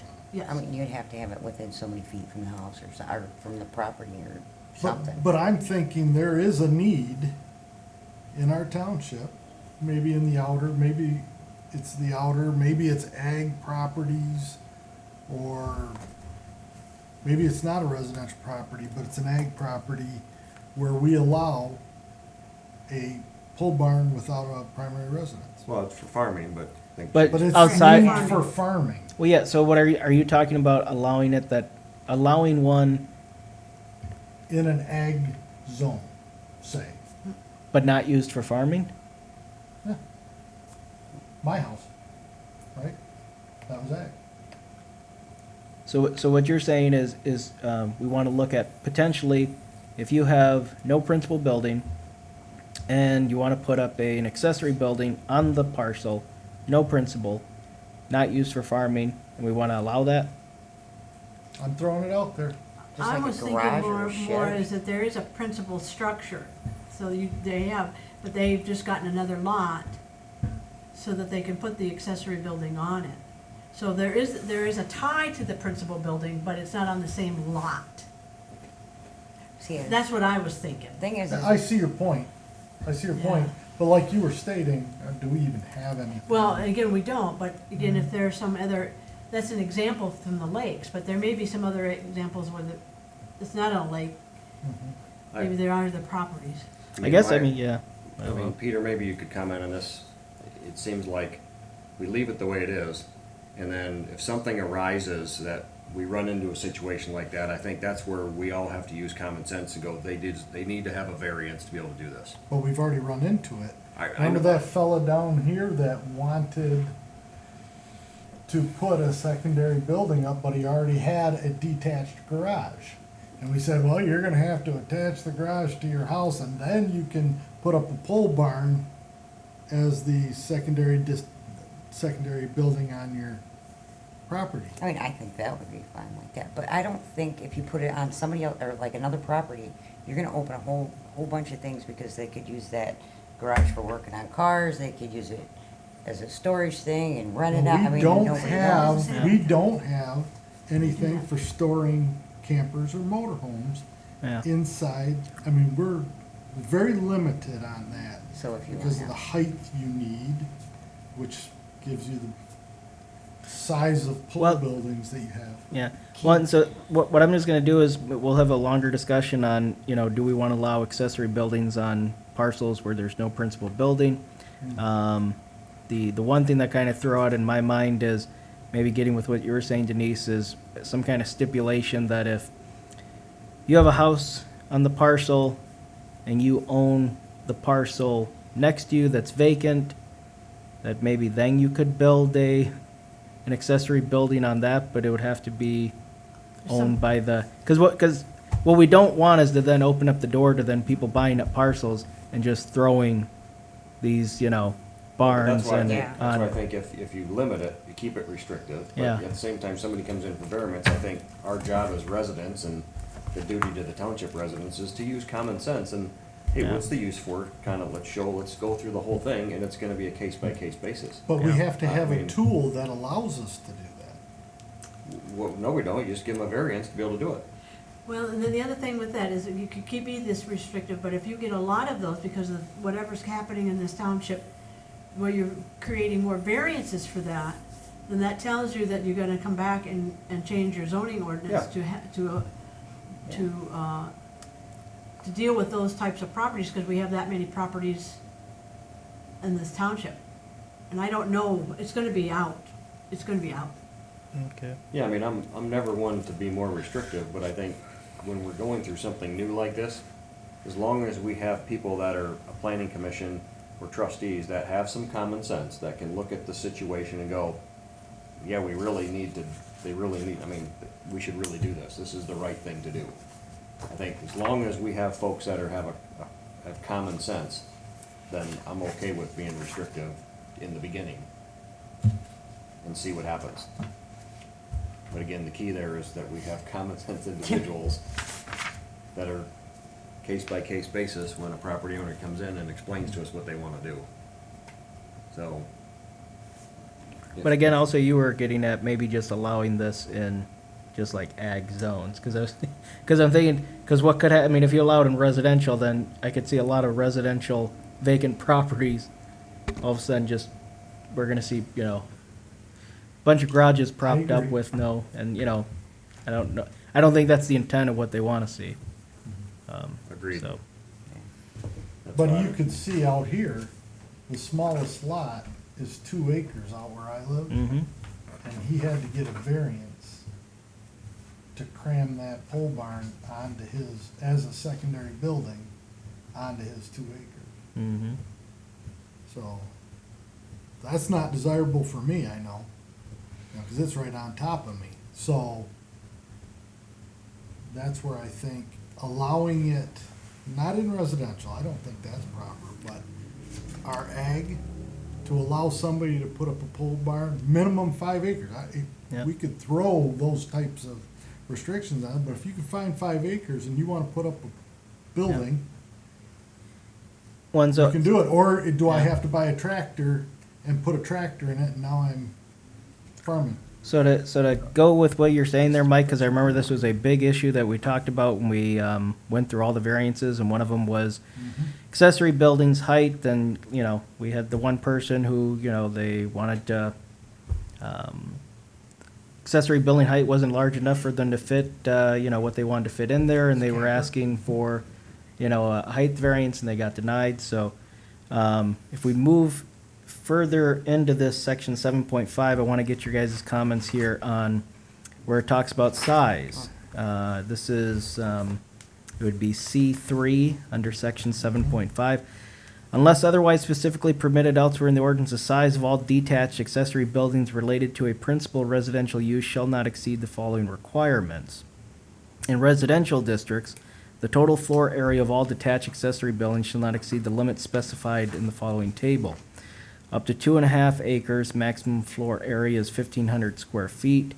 2.5 to 5 acres, 2,400 square feet. Greater than 5 acres, no maximum floor area, but site plan review is required if over 4,000 square feet. I think this kind of gets to, because I remember comments being made of some kind of ratio between the height and then the size. Because right now, we don't have anything regulating as far as how large the floor area, the footprint of the accessory building is. And this gives some kind of, this is new from what we would have in our current zoning. And 1,500 square feet? Well, and I'm not saying that this is what we want, but it gets to that. Yeah, I mean, I think that guy next to me is 2,400 square feet on a 2-acre parcel. yeah. So, Yeah, so do you think that's too large? I mean, it sounded like you thought that was too big for the parcel. Absolutely. So the 1,500 you're saying would be better? Would be better on a 2-acre parcel, Yeah. yes. yeah. And so under this, that would then become existing non-conforming if it's Yep. over. Totally agree, but 15. again, then, with your height and a Mhm. 312 pitch, how do you put an accessory building on a parcel and still be able to get the sidewall height you need to put a camper in and 312 pitch. Now, see, the other thing that I wanted to get to is, because it talks about, and this is, from our variance applications, right now in the current zoning, when we talk about height, it has to be 12 feet or 1 story. I believe that's right, 12 feet or 1 story. And in here, it's talking about detached accessory buildings in residential districts shall not exceed 1 story or 14 feet in height. Now, see, in an ag district, the height limit, again, is the 35 feet. And this is, but if you're in a residential district, you're limited at 12. This one increases it to 14. I have highlighted the maximum height of permitted accessory farm buildings that are essential and customarily used in agricultural operations associated with a bona fide farm shall be 45 feet, except that the maximum height of the silos shall be 100 feet. So this kind of gets into the earlier where we had the height limitations, exemptions. It lists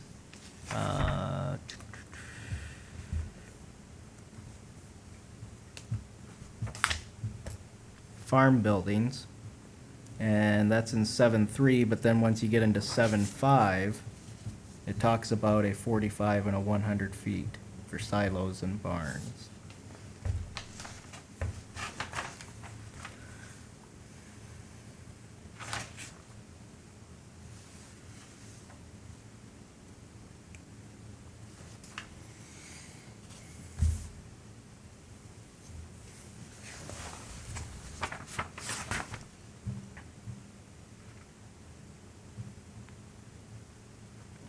Now, this also gets into where the total of all accessory buildings is less than 4,000 square feet, administrative approval shall be required. Where the total of all accessory buildings is 4,000 square feet or greater, site plan review and approval shall be required.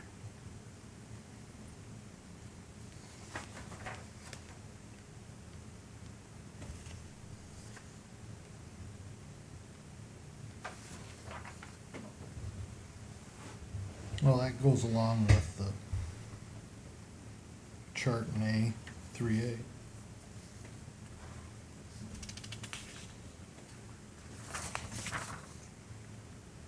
So, is everyone okay with allowing 14 feet in a residential district, increasing that from 12 to 14? Does it still Yes. need to be more, or everybody's fine with 14? Yes, because I think we're putting larger or steeper roofs on everything. It's not the standard 312 pitch, the standard seems to be 512 now. So, I mean, the requirement, standard no, requirement? or with the building, what what we're people are building. wanting? Yes. Yeah.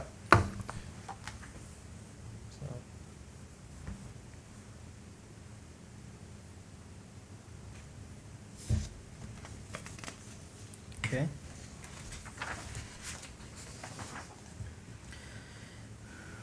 Anything else with accessory buildings and structures?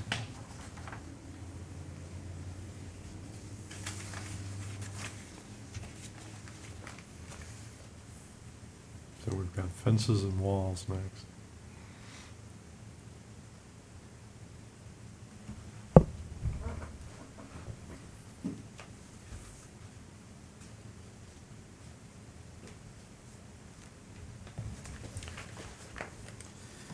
I have a couple typos under 7.6, 3D. 763D. The last word on that line should be and, not and. Yep. We'll probably have to pick up the pace if we're gonna get through all 10 tonight. Okay. And then at the top of the very next page, restricts should be restrictions. The very next page after 7.6? No, after, just, still in 7.6, but the next page. So, 4A. Oh, I see where it says restricts. Yeah, these restrictions, I'm assuming he means. Okay. Anybody have anything in the fence section? Fences and walls? No. All right. 7.7, administrative regulations.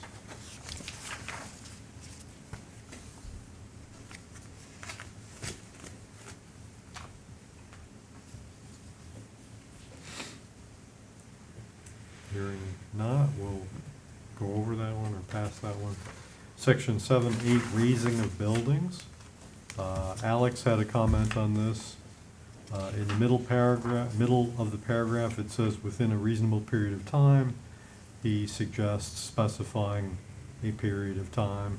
I think he's got 45 days in his memo.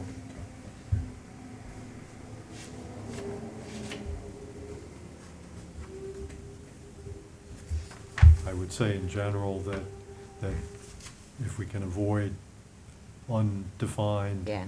Yeah. periods like that, it's probably Yep. better.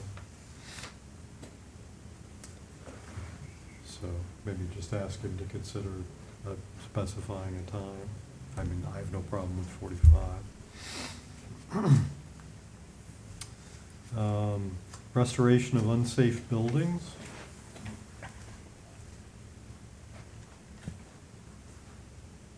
Seems pretty straightforward. Yeah, the only Seven- thing, yeah. uh, I was just gonna add what, giving me some kind of guidance on how to declare unsafe. If I had a definition of what's unsafe, because I mean, Mhm. otherwise they could give me the ability to declare a lot of stuff unsafe. Okay. I'd ask him for some help on that one. Yeah, all right. 7.10, sidewalks and pathways.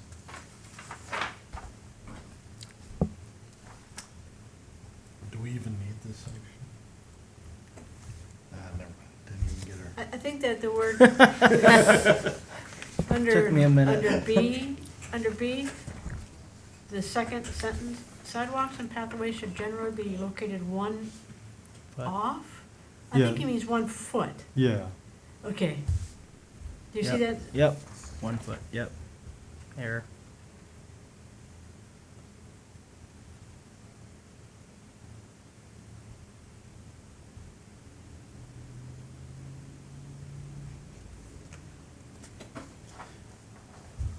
Yeah, he says 1 foot later on. Yes, I Yeah. saw that, so Yeah, I'm like, you I just think he missed it. meant that. yeah. I have a question.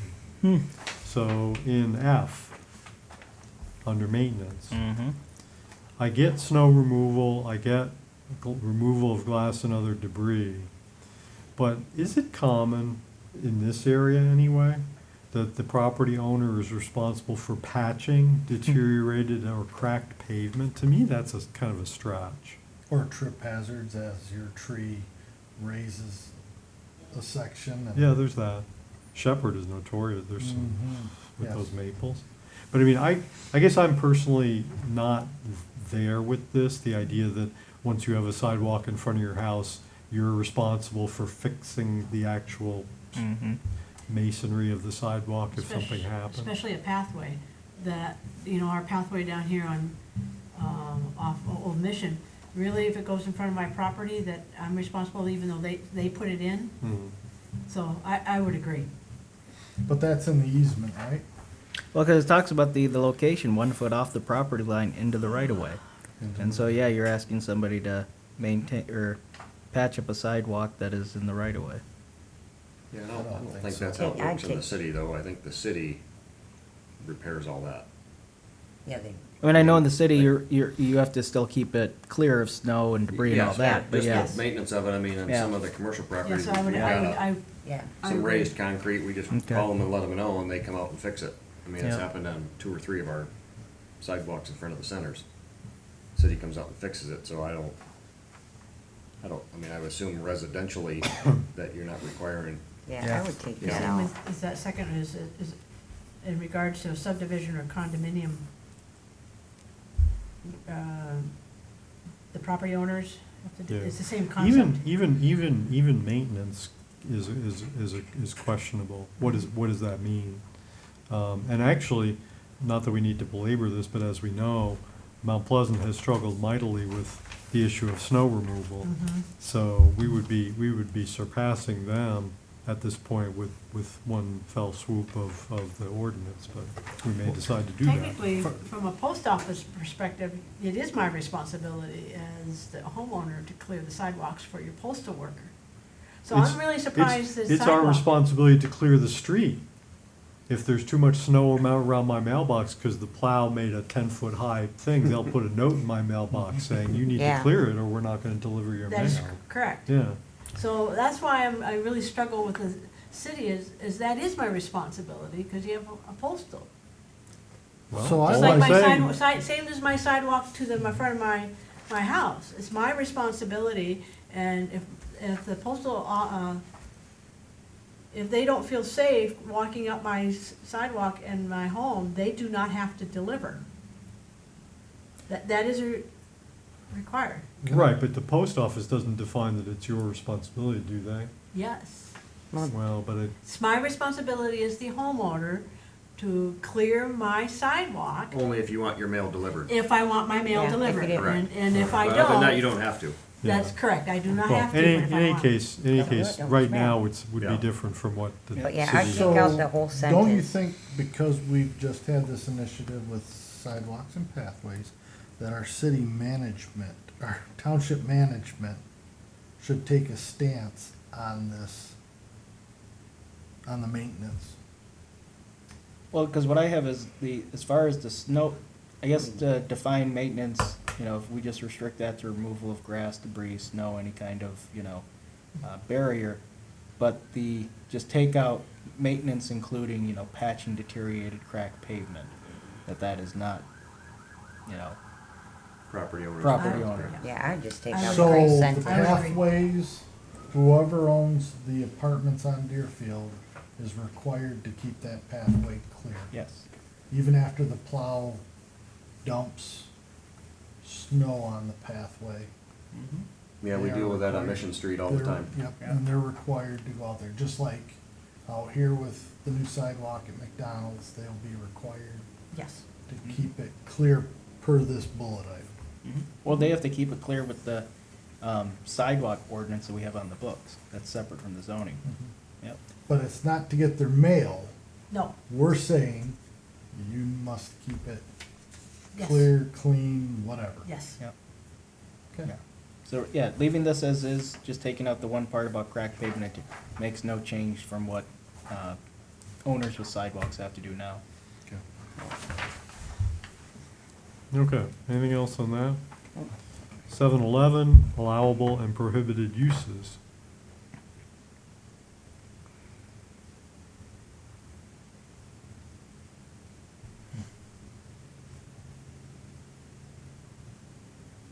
Basically says what's allowed is allowed and what isn't, isn't, I Yeah. guess. All right. 7-12, temporary buildings, uses and structures. This one has another one of those, couple of these, well, actually, one of these. A1 is work is proceeding in an expeditious manner, expeditious isn't defined.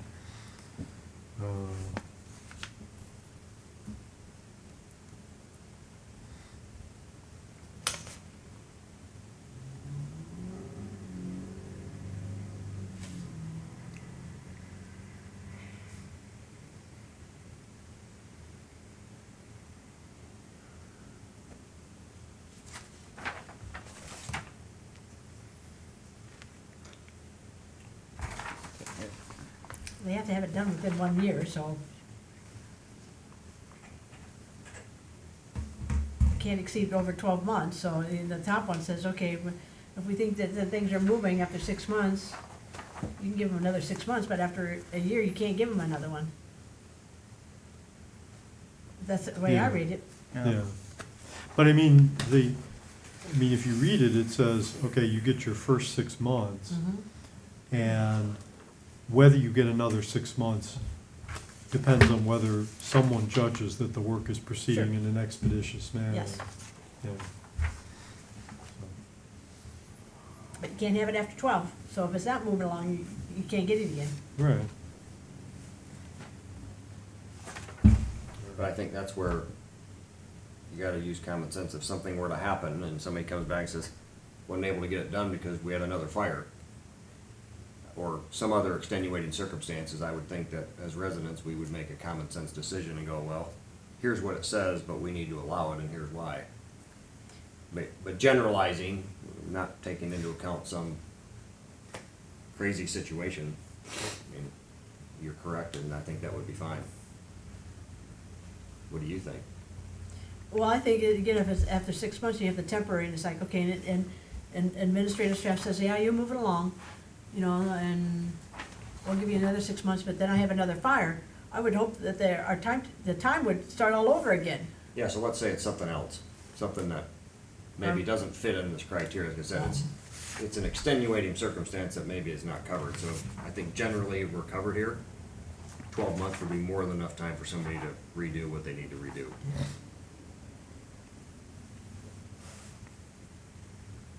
Okay, are we good with that? Anything else in 7:12? At the very end of it, garage sales, for some reason, I have 3 written. I don't know if our existing ordinance specifies 3, or if I just thought Yes. 3 was more Yeah, I reasonable. I think it did say 3. It said Okay. 3, so Then I change would, it to 3. I would go Well, back. because I'm wondering why we even have this under, because we already have garage sale, yard sale, permitting process, and a whole section on that. So why do we have garage sales now under, Well, it's a temporary use of. oh, for, land. well, and it says for non-residential purposes. Wait, that's gotta say 3, so it has to go with the same, right? Or it should. Yeah.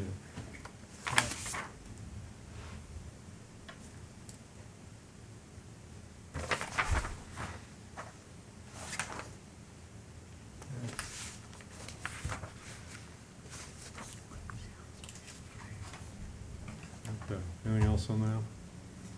So 7:13 is required water supply and sanitary sewerage facilities. Alex had another comment on this.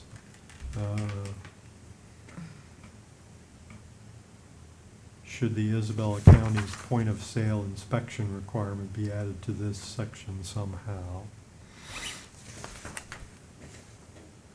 So in order to sell your house, you'd have to have a point inspector. Yeah, currently they enacted that in January 5th of 2018, that if you have a septic tank, you cannot sell your home unless it passes an inspection from the Central Michigan Health Department.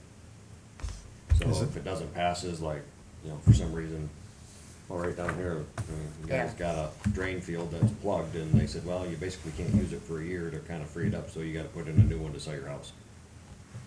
Or don't sell it for another year and don't use your drain field. So they spent thousands of dollars putting in a new drain field. So whatever the law is for Isabel County needs to go with Is that a it. county ordinance or a township ordinance or what? It's a county. It's a It's county, not- so it's a it has county to be. ordinance. Okay. Yep. It's a I remember county. hearing about it, but, okay. So we can't, if something's got a well and septic, it has to be inspected and it has to Mhm. pass Mhm. before you can sell it. Mhm. Yeah.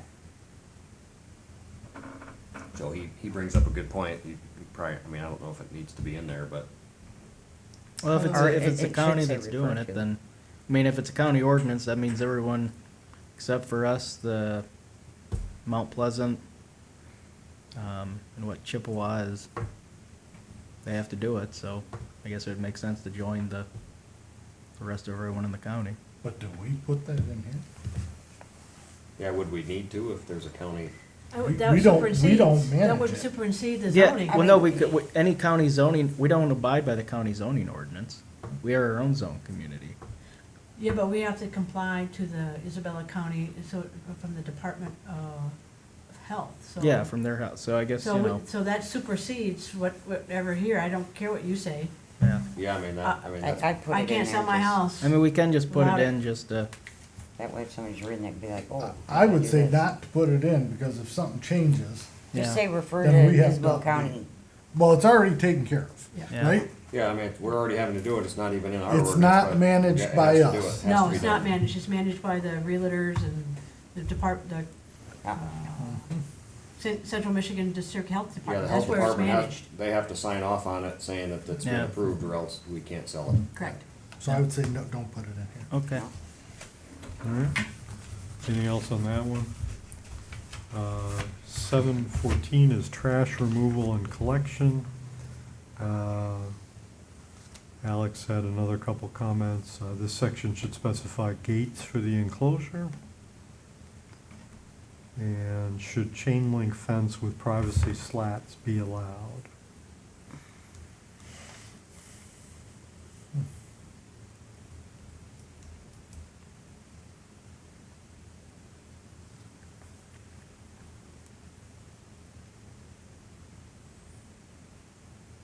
That's an interesting comment, the second one.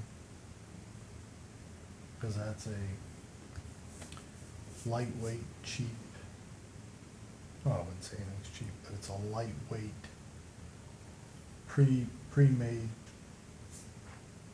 solution to an or an enclosure for a dumpster. Yeah. Yeah, 'cause- Easy to open. easy This to could get maintain. damaged, I would say don't do it. I think we would want something more substantial, if you really want screening. This is more forgiving than a wood structure. And people, I mean, this is gonna be a lot more flexible. So if you hit it with a truck or you bang it against something unsquarely, it's gonna forgive and it's not gonna destroy it. You're not gonna have planks falling off. But it's not the classiest. I mean, it doesn't say what, Yeah, does it that's, say what it has to be that's my, used or my made by? thought. I mean, you know, those, Oh, treated. those Oh, chain link fence with the plastic slats running through, I mean, it has kind of an industrial character. I mean, I mean, as they it- can, yeah. they can look kind of ragged after a Yes, while too. That is true. I think they was easily damaged. Well, I was gonna say the- Slats comes out and they don't replace, it's like, Because current zoning, we just have the requirement, screened from public view with an opaque fence or wall no less than 6 feet. This goes into more specifics that, screened on 3 sides with a permanent building, decorative masonry wall, or solid wood fencing. what if you want a brick fence? So I see Alex's point of, what are we telling them for the gates? Our time's up, I put opaque gates, so you can't see it through. but, I Do mean, we No, re- I agree with that. I mean, is it commercial use, is it residential? I mean, if you got apartment complex, Well, it says dumpsters may be permitted or required as accessory to any use other than single and two-family residential uses, subject to the following conditions. So this is for commercial. yeah, or just more, yeah, apartment complexes, But that do type we, of do we thing. require gates now? It just has to be, it just has to have an enclosure, right? But an enclosure is 360 degrees, right? It's not just 3 sides. Well, the current zoning says all dumpsters shall be screened from public view with an opaque fence or wall no less than 6 feet in height. this ordinance, the change, is, it says only 3 sides, so Mm-hmm. now they're, I mean, I you know, think we the should leave it opening the is way it not is or going to something. be, The way we currently Yeah, have the it, way we have it now, instead of switching it and giving all these specifications. and leave it or too whatever. opaque. Yeah, because that's how it Or says not now. defining the gate, just saying enclosed on 4 sides with an opaque 6-foot-high barrier or whatever we call it. Yeah. I mean, either way, I mean, it depends, I mean, I guess how far do we wanna take it, cause, you know, the city's making everybody enclose everything on 4 sides, I mean, it's expensive, I Mhm. mean, it's adding costs. Yeah. I have to say, you know, if you're in a highly commercial area, depending on where the dumpster's located, I'm not convinced that a gate is always necessary. You know, I don't, Trying I to think- think of the McDonald enclosures, they actually have non-gated, but a place for the workers to walk through to take the bags and throw them in. They don't have to open up the big, Oh, yeah, it's just Well, like you're gonna- kinda. Yeah. But you're gonna have to, Yep. if they're gonna Yep. have them dumped, you're gonna have some gates somewhere for the. true, but for general, they pick it up I'm from a the guy top. taking the bag out there. Yeah, He's they not have like a opening zigzag the thing. front gate. Yeah, in some He's cases, true. got a side, which I like, but again, it's added costs. And we're leaving it to the business owner to define how they wanna manage that dumpster. But I still think opaque, 6 foot high, all four sides, and then let them come up with their best solution. Yeah, I mean, as much as I don't like it, I mean, I think it looks better. I mean, you're driving around property, I mean, I don't even notice hardly the enclosures there, cause I don't see the dumpsters. I mean, I know they're there, but you just, it looks a lot nicer, to be honest. So stick with what we got currently. Um, Don't change to what he's suggesting. What I'm saying is if you make sure there's an opaque gate, so it says on 3 sides, but we need to make sure it's 4 sides with 3 sides with an opaque gate. Enclosed on 3 sides with an opaque gate. So now if you wanna use the verbiage, Peter, that's closed on So, 4 sides. I so mean, basically, we wanna stick Three with the sides with current, the but we could opening. also just modify the current where it says all dumpsters shall be screened. We could have screened on all 4 sides, make that specific change, even to currently what we have. Cause currently what we have, it doesn't even mention that it has to be all 4 sides, it just says screen from public view, so if there's public view, you gotta, screen that side, so.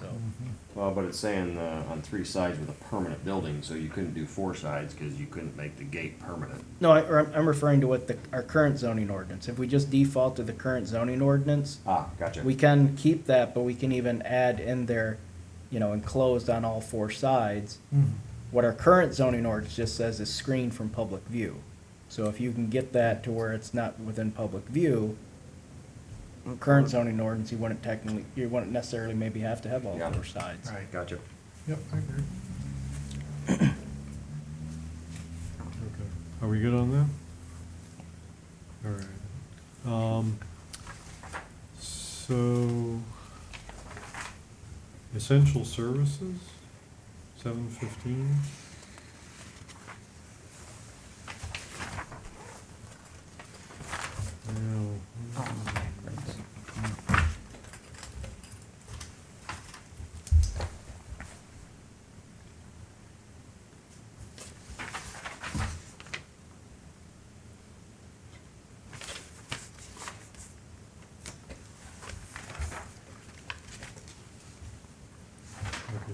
It's not attempting to define what those essential services are. Yeah, it's saying that correct? is back in 2.2 that where it was defined. Okay, Mhm. all right, okay. Anything on that? 7:16, uses not otherwise included in a district.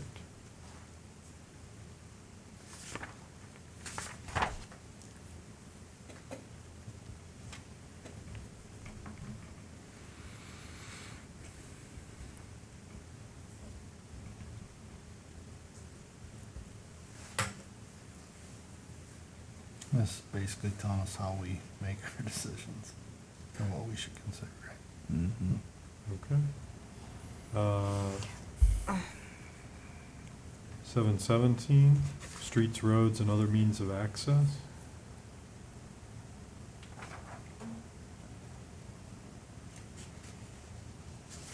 This is a somewhat lengthy one. There's requirements about what has to be paved, not paved. I mean, going back to the 7/16, shouldn't it come to the planning commission first and then to the board? Just because the planning commission knows more about the, Come to the planning commission. for Before it goes to the- Recommendation to the board. yeah. Where are you, what For, line? like, We're in back in 7/16, So we're in 7:16, what sentence, or where? I was just adding it in there. Well, does the Because second it says in the sentence- township board, I mean, it should go to the planning commission first and then to the township board, that way. Right, but the next I sentence, think anyway. the Oh. next sentence, in making such a determination, the township board shall seek the advice and recommendation of the planning commission? Yeah. Is that sufficient? Oh, you Well- just added that? Did you get that? I mean, that's basically what the, I mean, if that, because where it says a land use which is not cited by name as a permitted use in the zoning district may be permitted upon determination by the township board. I mean, it would be following the same process as if somebody wanted to, apply for a text amendment. It would come to the planning commission Okay. first, you make a recommendation, and it's the township board that would adopt it. This seems, it's not a text amendment, it's just I guess they're looking for, clarification of this use isn't specifically named, and determined by the township board that it is a use clearly similar in nature and compatible with the listed or existing uses in that district, so. I don't think Just as long as anything it would would go there change first. with our current process. It just says the township board ultimately makes the decision. That's Okay, how I just, can read I it. just thought it would kind of, I don't know. This is something new, and this would actually help out with a lot of times that when we have a use that maybe not as specifically listed, but we go, well, it seems like it would work, there's a process now to get that clarified. But Yeah. but the It would go- township board would make the ultimate. They make the ultimate, So, yeah. but the planning commission would recommend, okay. Yes. Yep. I was just making sure, because I was like, yeah, If the township Makes board more though sense to come here decided first. to allow that use, wouldn't that take the form of a text amendment? Well, what it's saying, though, is the township board, or upon determination by the township board that such use is clearly similar in nature and compatible with the listed or existing uses in that district.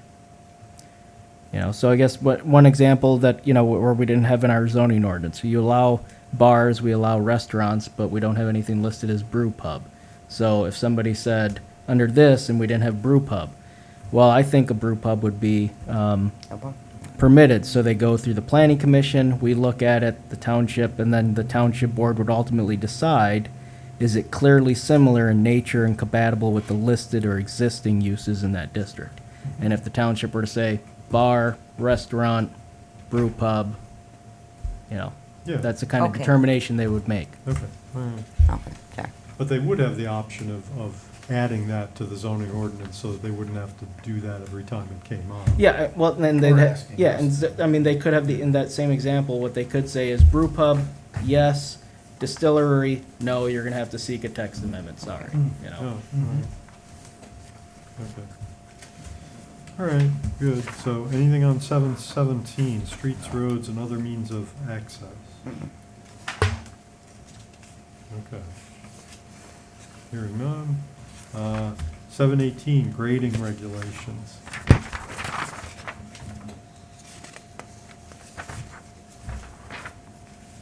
This is for the excavators among us. Nice to have Alex for this one. Yeah, well, he didn't actually have any comments on this one, so he must have thought it was okay. 719, junkyards and landfills.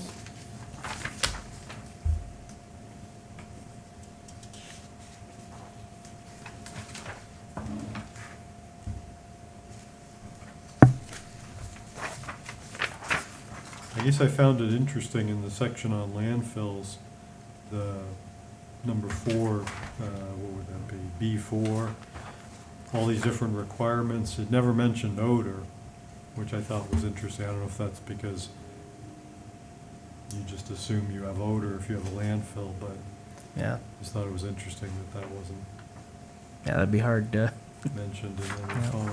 any form.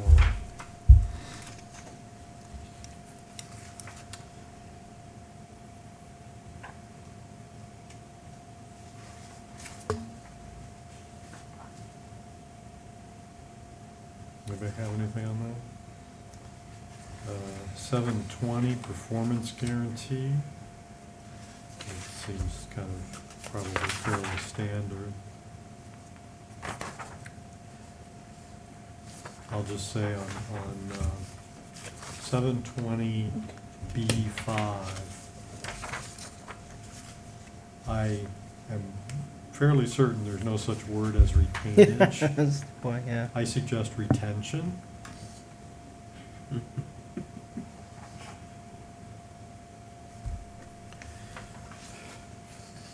Can I go back to landfills? Yeah. Yep. So if we have a landfill within our township, and we're running the landfill, would we be the government running the landfill? And how does environmental impact and what we put in the landfill come into here?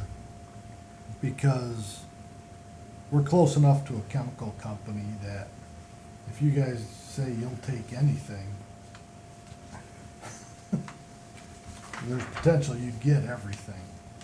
And there needs to be a restriction on whether you take chemicals, whether you take contaminated, whether you take asbestos, whether you take, and how you take asbestos.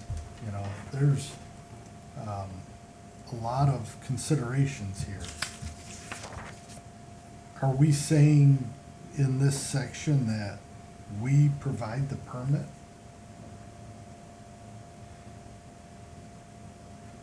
I interpret it as that this could be a private entity. And that the very first requirement, any such use shall conform to current standards established by EPA, USDA, Michigan, DE, whatever they call themselves now, and the other regulatory agencies. I think that covers us. So I don't- what, so the permit to run that business does not come from us. It's the permit to install or to It's a permit buy for a the, piece of yeah, property. Okay. and to I use just- it for the, that yeah, helps me to clarify. yeah, No, yeah. good point, Because though. we're getting a lot of what's in here, it would not be governed by us. No. Well, to me, I liken it to the, like what we call a filling station, gas station. We allow you to use that property for a gas station, but we don't give you all the permits that you actually need. Okay, good, thank you. Good question, though. Okay. Let's see, so we had moved to 720, performance guarantee. Oh, I guess we're probably done with that. 721, floodplains. I actually, and it isn't just here, it's also discussed in later in 10, I think.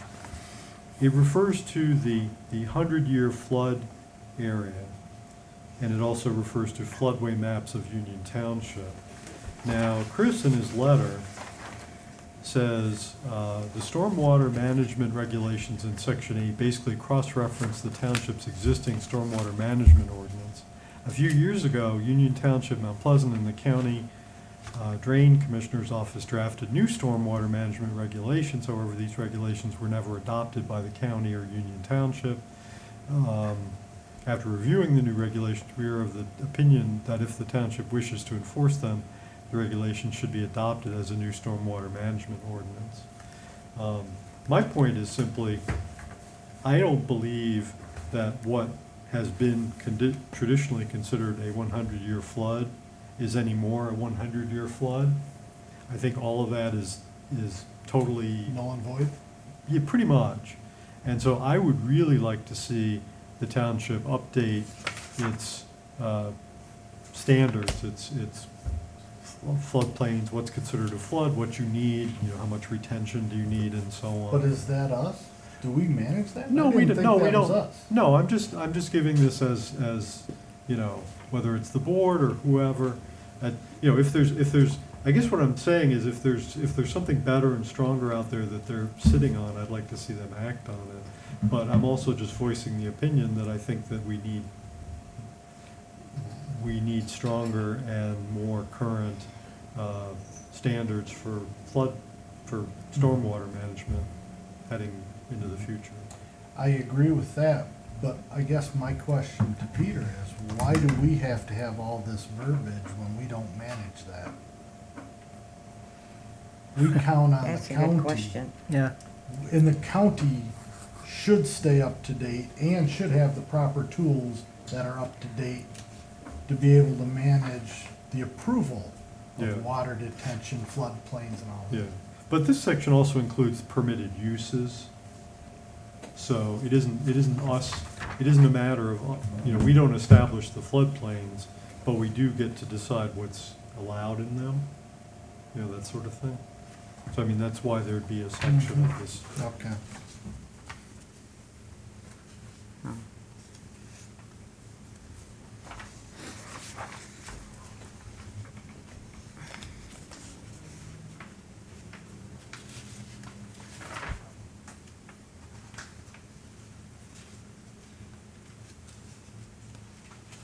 Definitely think we need to shorten it though.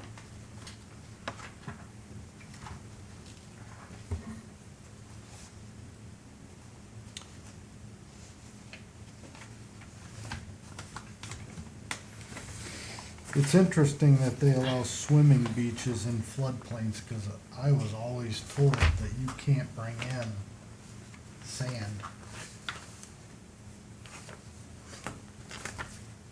or modify it. And I didn't even know about seawalls. Hmm.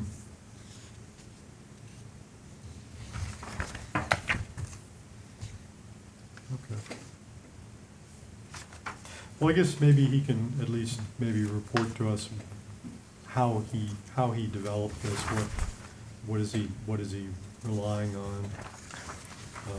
I agree it's long, but it, you know, if it's got important stuff in it, we may want it.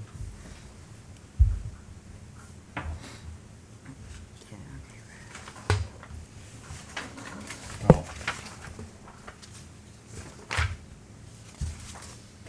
it gets to the bullet B, filling and dumping in a floodplain. Never mind. Well, yeah. That man. Okay. Anybody else have anything specific on that section? We've only got a couple more in 7. We've got 722, reception antenna facilities.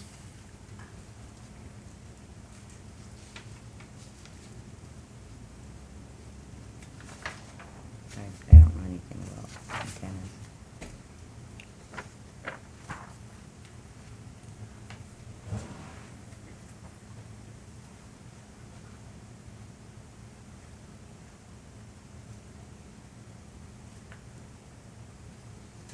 So they talk about the height in a ground-mounted antenna, and we already have height restrictions in a residential area, say. So say somebody put in a ham radio and wanted to put up a private tower. It shouldn't say whatever it takes to get your signal. It should be, we should be limited by height restrictions of the zoning. And that.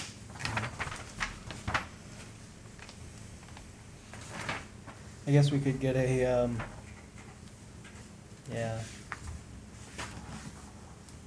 Well, I mean, that's a tough one, because you don't want to put one up and not have reception, but I can see where, we don't want it to be exorbitantly high.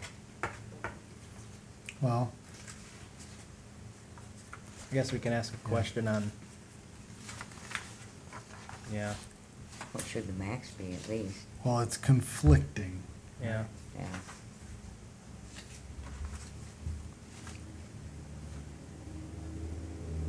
Because we have, what do we have, 40 feet in the farm industry? And those are the people that have two-way radios and the trucks and all that stuff. They're gonna wanna be as high as possible to reach. Because I guess, the question is, I mean,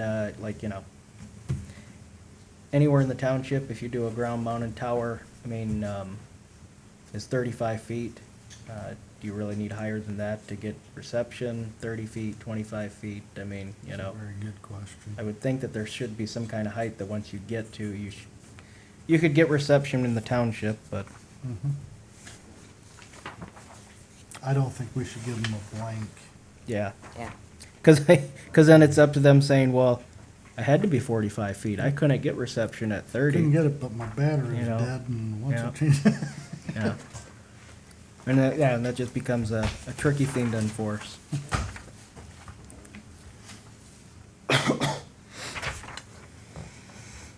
Anything else on those reception facilities? And then lastly, in chapter 7 is 723, soil erosion and sedimentation control.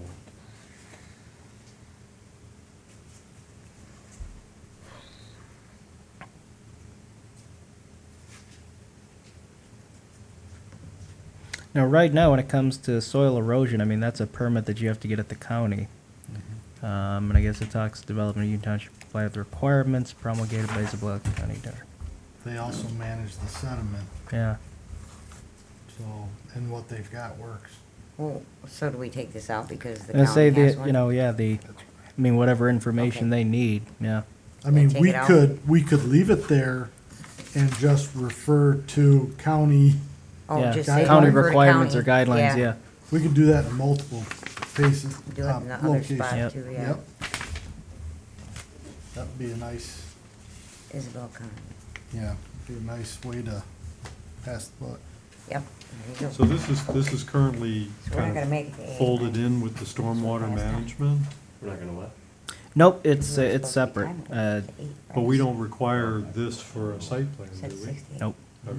Oh, boy, yeah, we're not gonna make that. Wow. So we're 2.5 hours and we are through sections 6 and 7. What's your pleasure? We got 40 pages left. Yeah.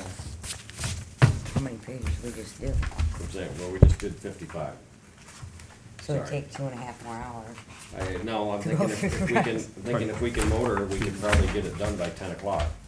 Unless we're gonna Oh, try I to. can't stay that long. Well, then you can go Is- if you is have that to. We just. okay? If she goes, we lose We have- quorum. Oh, We then do you lose lose a quorum. Just quorum. give me just a minute. Don't you think still on- we have enough for another meeting? I mean. I mean, what we could, what I Yeah, was just thinking trying is to I can. avoid another meeting just to try to. Well, get what I was moving on thinking it, was but- piggybacking this on, I mean, just trying to put this on, I mean, 8 Just is leave light, them, let's talk faster for the next one. 10 is light, Because the other ones are Well- shorter. Well, that's what I'm So, saying, you got so 9, eight- 20, and. 8 is like, 12. 8 is like 6 pages. Yeah. You wanna try to do 8? so what I'm thinking is, yeah, we could try to do 8, and then I'm just gonna have to, I'm thinking maybe put 9 and 10 on our agenda, at the regular meeting and try to get it, you know, moved around. Anybody need a bio break? We can take a, Nope. I might say we get a keep drink of going. water, But I say let's try and get 8 Well, let's done keep tonight. going, you go use the And then- bathroom, we can Let's get- try. well, to like, yeah, keep right things now, moving. we don't have quorum, so let's just take a quick, yeah. Oh, 2 minutes.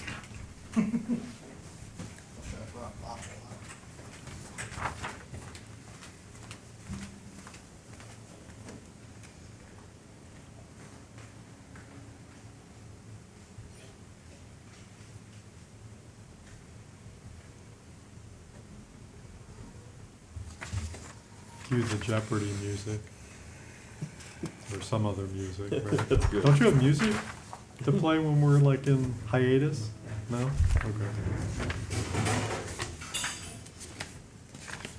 Somebody's getting drinks.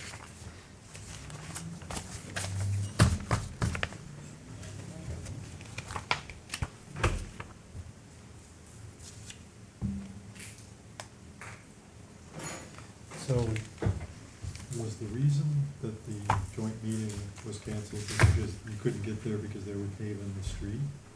No, I don't know what the. Or you don't-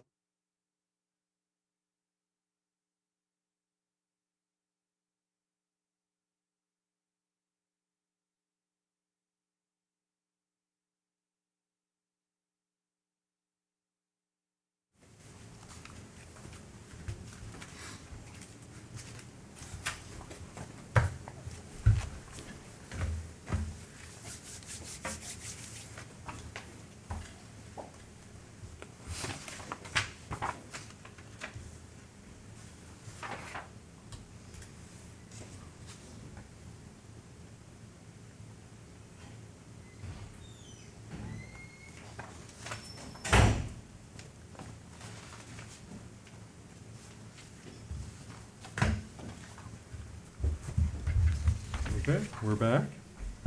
So, section 8, environmental performance standards, 8.1, general requirements. Anybody have anything?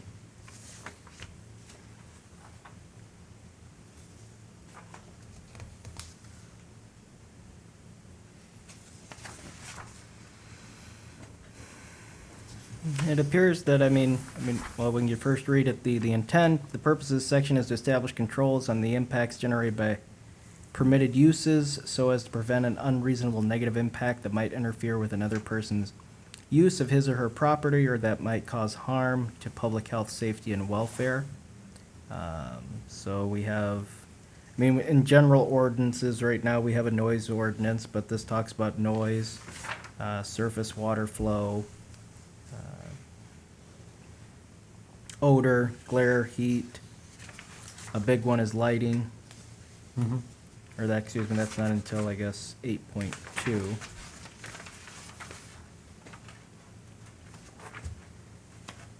Yeah, and it goes through compliance and all this other stuff.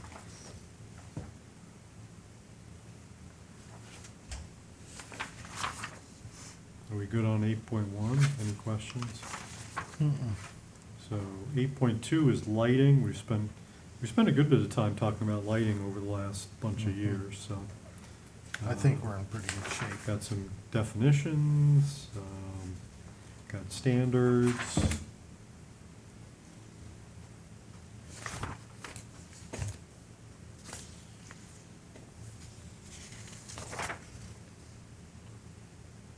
There was nothing in here that you saw, Peter, that was contrary to what our lighting ordinance is now, or is? Yeah, no, this goes into more depth. It gives us more, More, okay. yeah.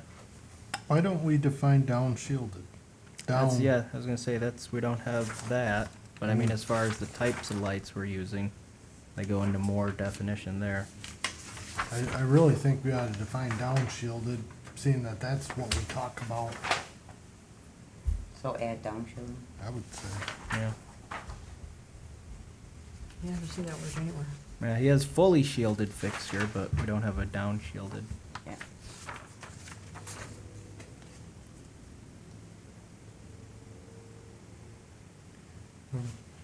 Well, maybe that's what we do, is we say fully shielded fixture in parentheses, Yeah. down shielded, because if you read through it, it really does meet the intent of the down shielding. And whether that fully shielded is the new language instead of Maybe down so. shielding. Yeah. Agreed. So just clarification on that. Okay. Permitted lighting sources, heights, prohibited lighting, exceptions, applications for permit. Anything else on that whole section? And then in 8.3, we get to stormwater management. Yeah, stormwater Yeah. management. And like I said, I just reiterate,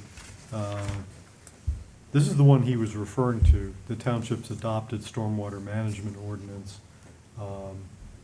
Just, you know, if there's one out there that has been worked on, it'd be interesting to see what it is and why it's not been fully approved. So let me jump back to permitted lighting. Mhm. So has anybody ridden down this road at night and looked at the house that Birch has built? And they have soffit lighting.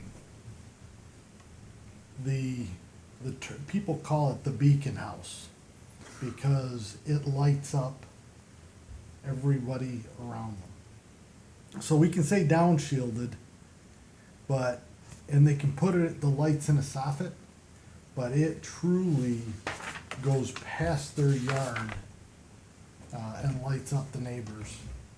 So I don't know what protects. There's a uplighting too. I'm not, in this, here. Or what is it? However, this isn't a soffit. if that so was, it's- Oh, if the lighting and it goes beyond, then it's against our zoning, current zoning, so somebody's Correct. gotta report them. correct. You gotta call and say But something. they got approved, right? I don't know, This is a new structure that got approved. but they wouldn't need a site plan. Or we're talking about residential? or- Yeah. Yep. So, that house with their structure was approved. And we don't do any kind of lighting approval when we talk about residential houses, so. But So do But- we need to? But is it assumed that these rules apply to residential zoned areas as well? Because there is this light trespass at property line. which is pretty low, 0.5 foot candles. And we do have a lot of No, residential, we have doesn't say pole that. barns out there, everybody's got a What, yeah. light on their pole barn, lights up the whole yard. It's not as intrusive as these lights I are, haven't seen it. but, The zoning, the intent is regulations, if I'm reading this correctly, in this section are intended to require sufficient lighting for parking areas, walkways, driveways, building entrances, loading areas, and common areas, to ensure the security of safety. It doesn't say anything in regards to a particular zoning, unless I'm missing it. Right. and I do believe these lights So- were more decorative, but they are very high wattage. So anyways, I'm just saying, we've already got some light trespassing happening in residential. However, it What- does say that glare light trespasses onto adjoining properties. It doesn't say the zoning, so therefore, This depending would on what cover it. ours says. But if it would happen now is, he would be in violation of this zoning, and then somebody would have to report it. Well, so, okay, so in this new proposed lighting, so if we go to C3, under general requirements, light trespass at property line. Light trespass from a property shall not, he says not to exceed, but I think maybe just not exceed, 0.5 foot candles at the property line measured 5 feet from the ground.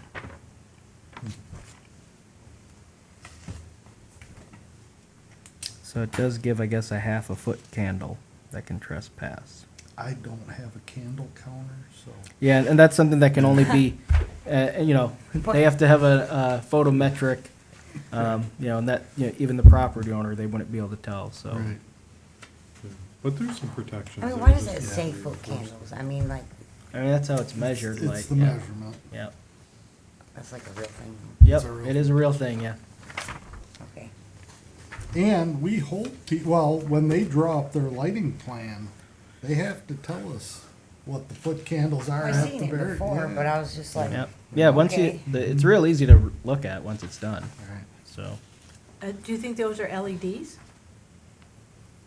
It's hard to tell because they are recessed light. It's a fixture, but they have recessed lights that look incandescent but actually truly are at Well, I'm LED. just permitted use residential or agricultural security they're lighting, recessed into the fully soffit. shielded, so But Interesting. there's enough Eventually it would crown on them. Mm. It's a flood Well, now if we light go, crown. so if we go to towards the end, it talks about F, sign lighting, which complies with section 11. G, prohibited lighting. Recreational facility lighting. No outdoor recreational facility, public or private, shall be illuminated after 11 p.m. except to conclude a permitted recreational or sporting event or other activity in progress prior to 11 p.m. Outdoor building and landscaping lighting. Unshielded illumination of the exterior of a building or landscaping is prohibited except with incandescent fixtures having lamps of 100 watts or less or an equivalent. Mercury vapor and wall pack lighting. The installation of mercury vapor fixtures is prohibited. Wall pack fixtures are also prohibited except where the lens is fully shielded. So with what you just read, This is what the she proposed, has, yeah. what she has. would be probably law. illegal from this point on. No, I bet it's 100-watt bulb, which is allowed. that's Or an really bright, LED, though. or an LED equivalent, Yeah, yeah. which would be brighter. Says that or an equivalent. Now, it also talks about exceptions. In H, the following exterior lighting shall be exempt from the regulations in this section 12.11. Fossil fuel light produced directly or indirectly from the combustion of natural gas, other utility type fossil fuels. Temporary carnival and civic uses, lighting for a permitted temporary circus fair carnival. Construction, emergency lighting necessary for construction or emergencies exempt from the provisions. Special conditions, additional exception may be permitted subject to site plan review upon finding that unique or special conditions on the site warrant the exception. So that kind of is a catch-all. Low luminance lights. The shielding requirements specified herein shall not apply to incandescent lights of 100 watts or less. So, with what you've read to me so far, I think 100 watts would work as long as we are still measuring at the lot line and the foot candles is at 0.5? 0.5. 0.5. That would probably work. But 100 watts, when it's not shielded down, goes a long way, especially when you have an Yeah. abundance of So it. if it's over 100, it has to be shielded. If it's 100 or less, But it's still all, Yeah. no matter what, it still falls to 0.5 foot candles at the, yeah.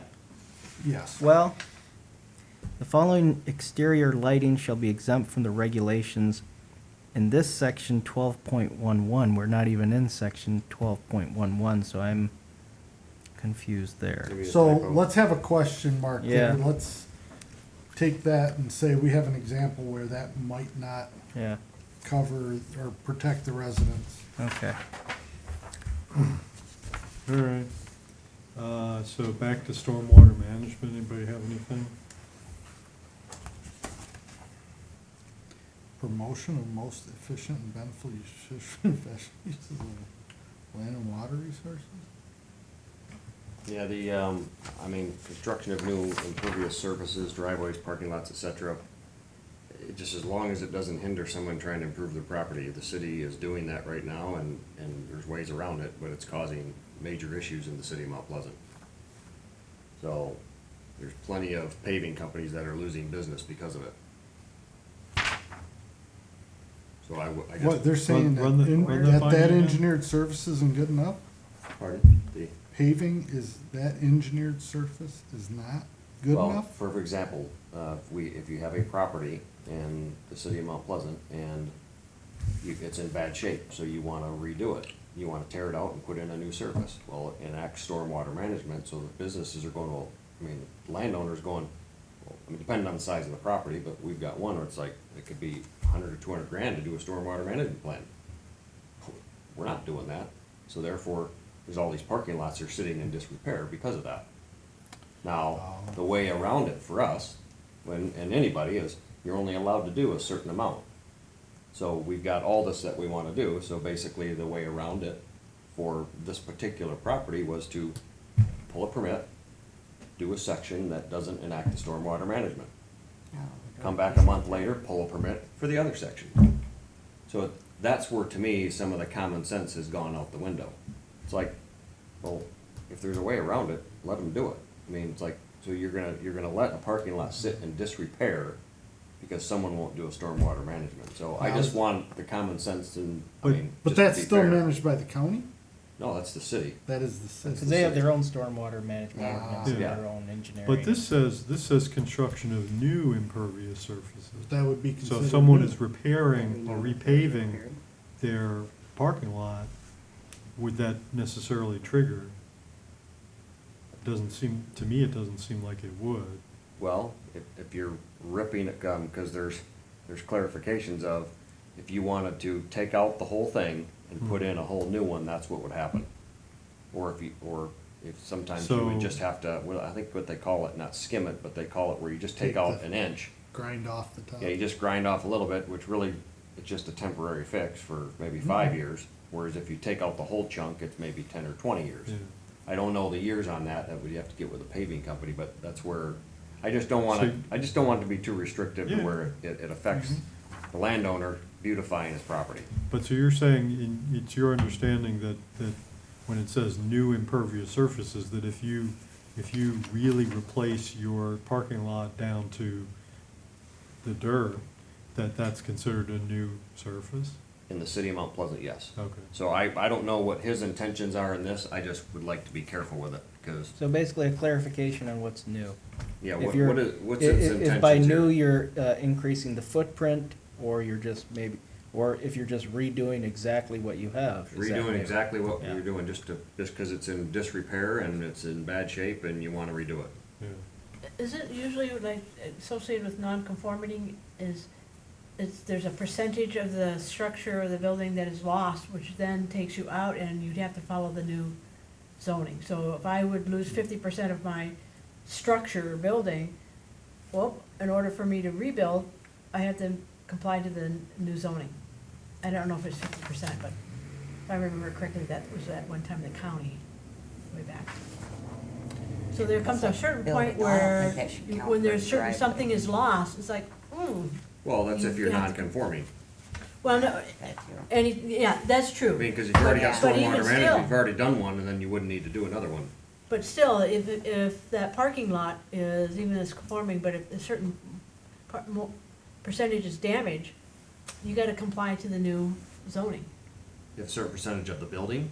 Or the parking lot, if you're talking about storm, you were talking about Yeah, I'm just saying. did I miss? Yeah, but we're talking about. Stormwater retention. Yeah, if you're wanting to redo your parking lot, if there's damage, you guys can't, I mean, I don't think the government, townships or city can come in and say, you know what, this is your property, but you need to replace this. I don't think they can do that.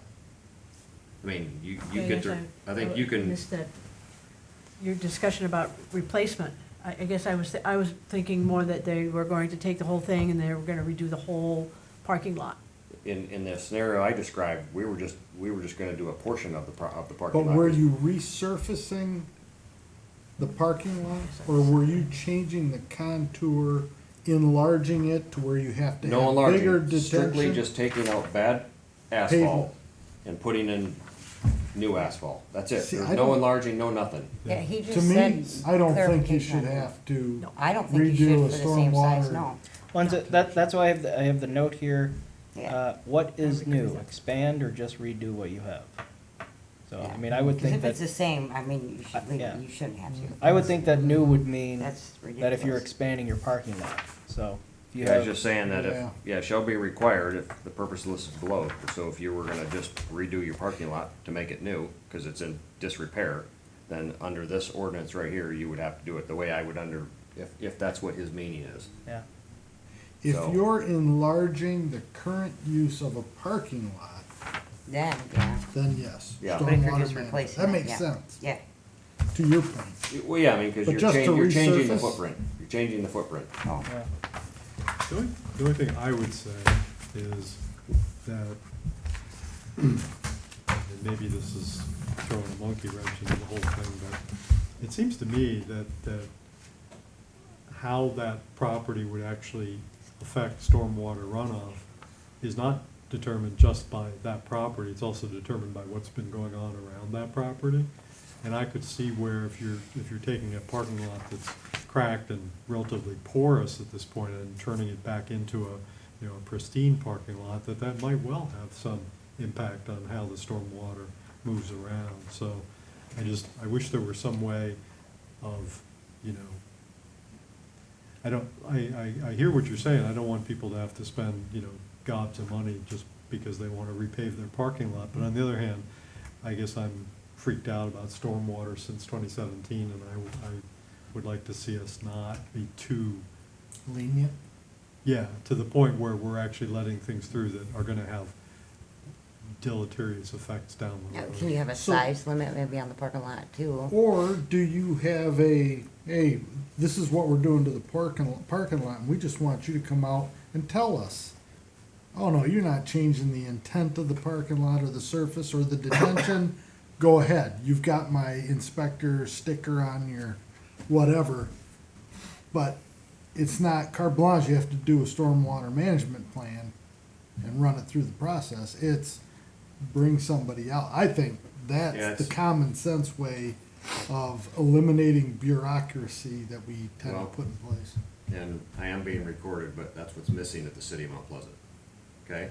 I don't want you're saying- us to fall into that category. Because it's driving developers and business people out of this town. They're coming to the township.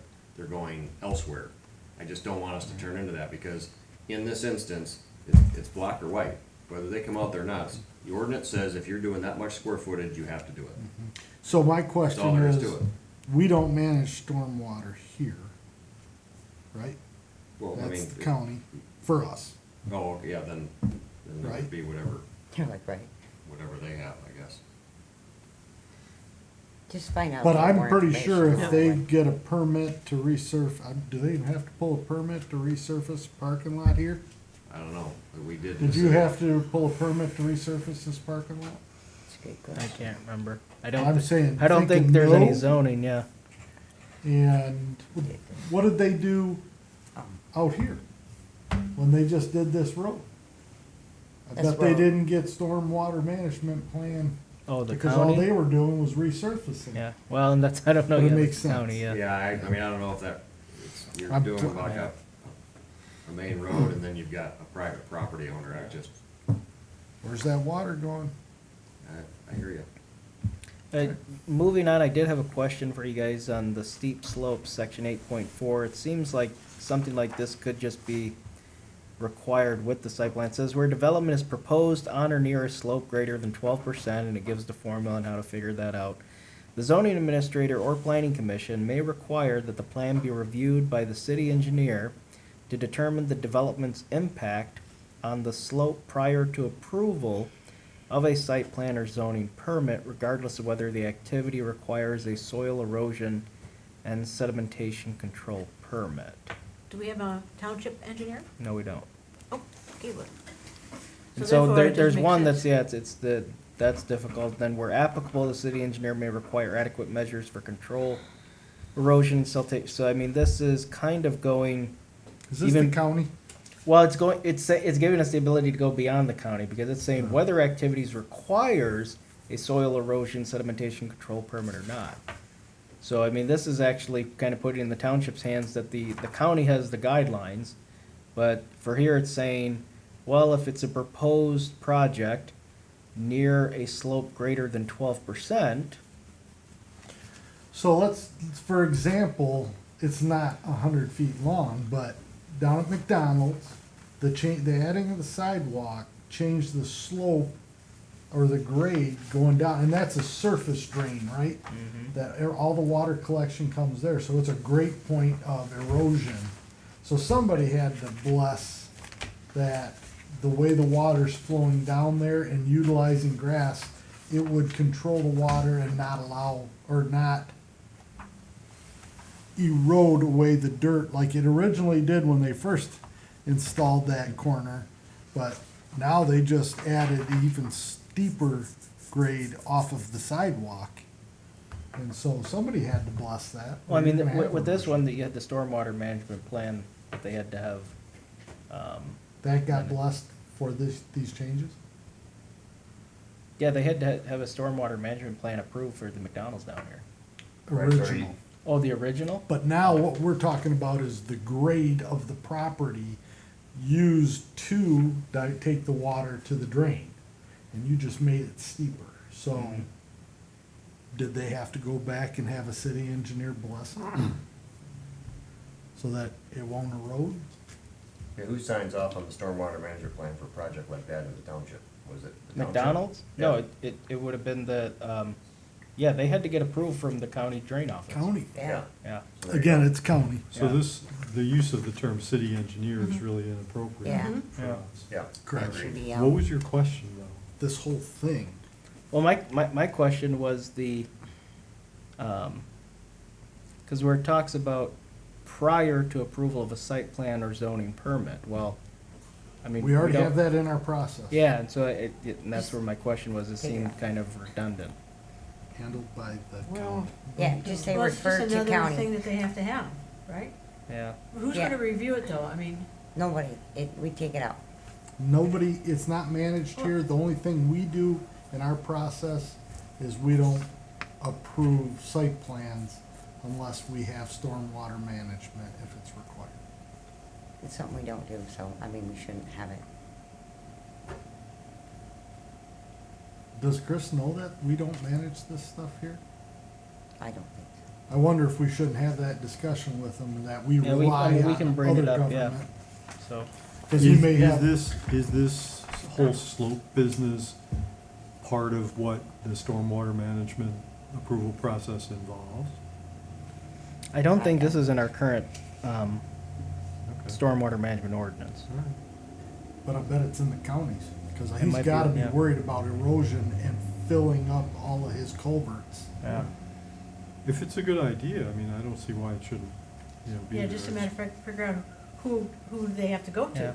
Well, and so yeah, I mean, if we did want to have this, because where it says regardless of whether the activity requires a soil erosion sedimentation control permit. So this is saying, if the county says they're clear, they don't need a soil erosion permit, but we say, well, we still want, You're you know, gonna build on a a plan. slope. It says then we'd have our city engineer review it. Well, we don't have a city engineer, and, you know, So we who would default to require? we default to the county, so would we ask the county drain commission, well,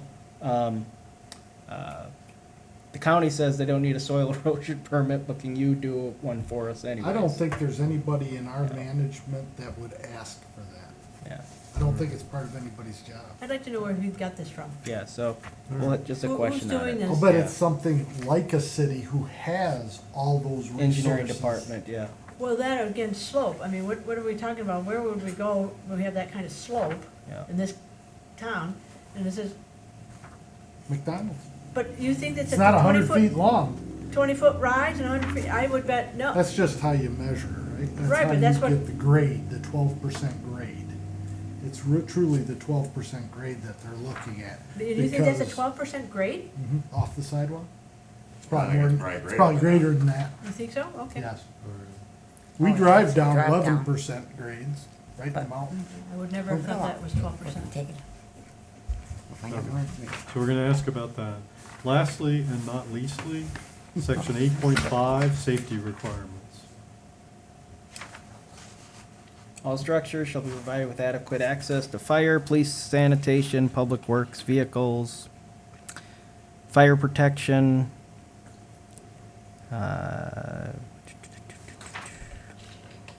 We are covered there, correct? Yeah. With an external government Yeah, or external agency. yeah. Yeah, because we have an agreement with the Mount Pleasant Fire Department. And excavation is a permitted use, right? That you have to have a permit. Mm-hmm, You have to have a demolition permit? Mm-hmm. Okay. yep. That's from here though, right? Yeah, we do it, yeah, if you have a demo, you pull a building permit and say that you're doing a demo. So we're covered on all those. Okay. So that's, chapter, section 8, so we'll leave 9 and 10 for the next meeting. So that's new business. Is there any other business? Extended public comment. Anybody who'd like to address the planning commission on anything? Give us your name and address for the minutes. Limit your comments to 5 minutes. Open at 8:57. Seeing none, we'll close that back up. Final board comment. Any comments from board members? Where are we on the, are we still, have you made a decision on October 3rd? No, I can't remember if I have enough for a quorum on October 3rd or not. Okay, so you'll yeah. email us. All right. I thought you did. I What thought- is the, I Might. might have been the only one that can't. Well, Maybe the Brian other- can't either, can't. and I think, is it too early, to know what the agenda's looking like for the 17th? the 17th, so we have the Lone Maple Development Solar Energy Facility. Of course, the applicant postponed on their own because they're still working with stormwater management. So there's that site plan. We have Menards has a site plan that they're still working on. I don't know if they're gonna be ready. They wanted to get on last month, but they didn't have a completed application. We'll see if they have that. We do have a public hearing for a special use for a gas station on the corner of Broomfield and Isabella. So that's a third item. And so we'd potentially definitely probably have 3 items that we're looking at. Okay, I know I won't be here. okay. All right, because I mean, if it were a light agenda, we could do more of this, but if it's not, then, Could we do that as other business on that? Well, I'm looking at, I'm gonna add it as other business and, you know, I guess, We Okay. have time, Yeah. yeah. it can keep us on a timetable to, you know, get through new business, Mhm. so. That's a great suggestion. Yeah. So, we've completed, any other comments? We've completed our agenda, so we're adjourned. Thank you. Well, we haven't.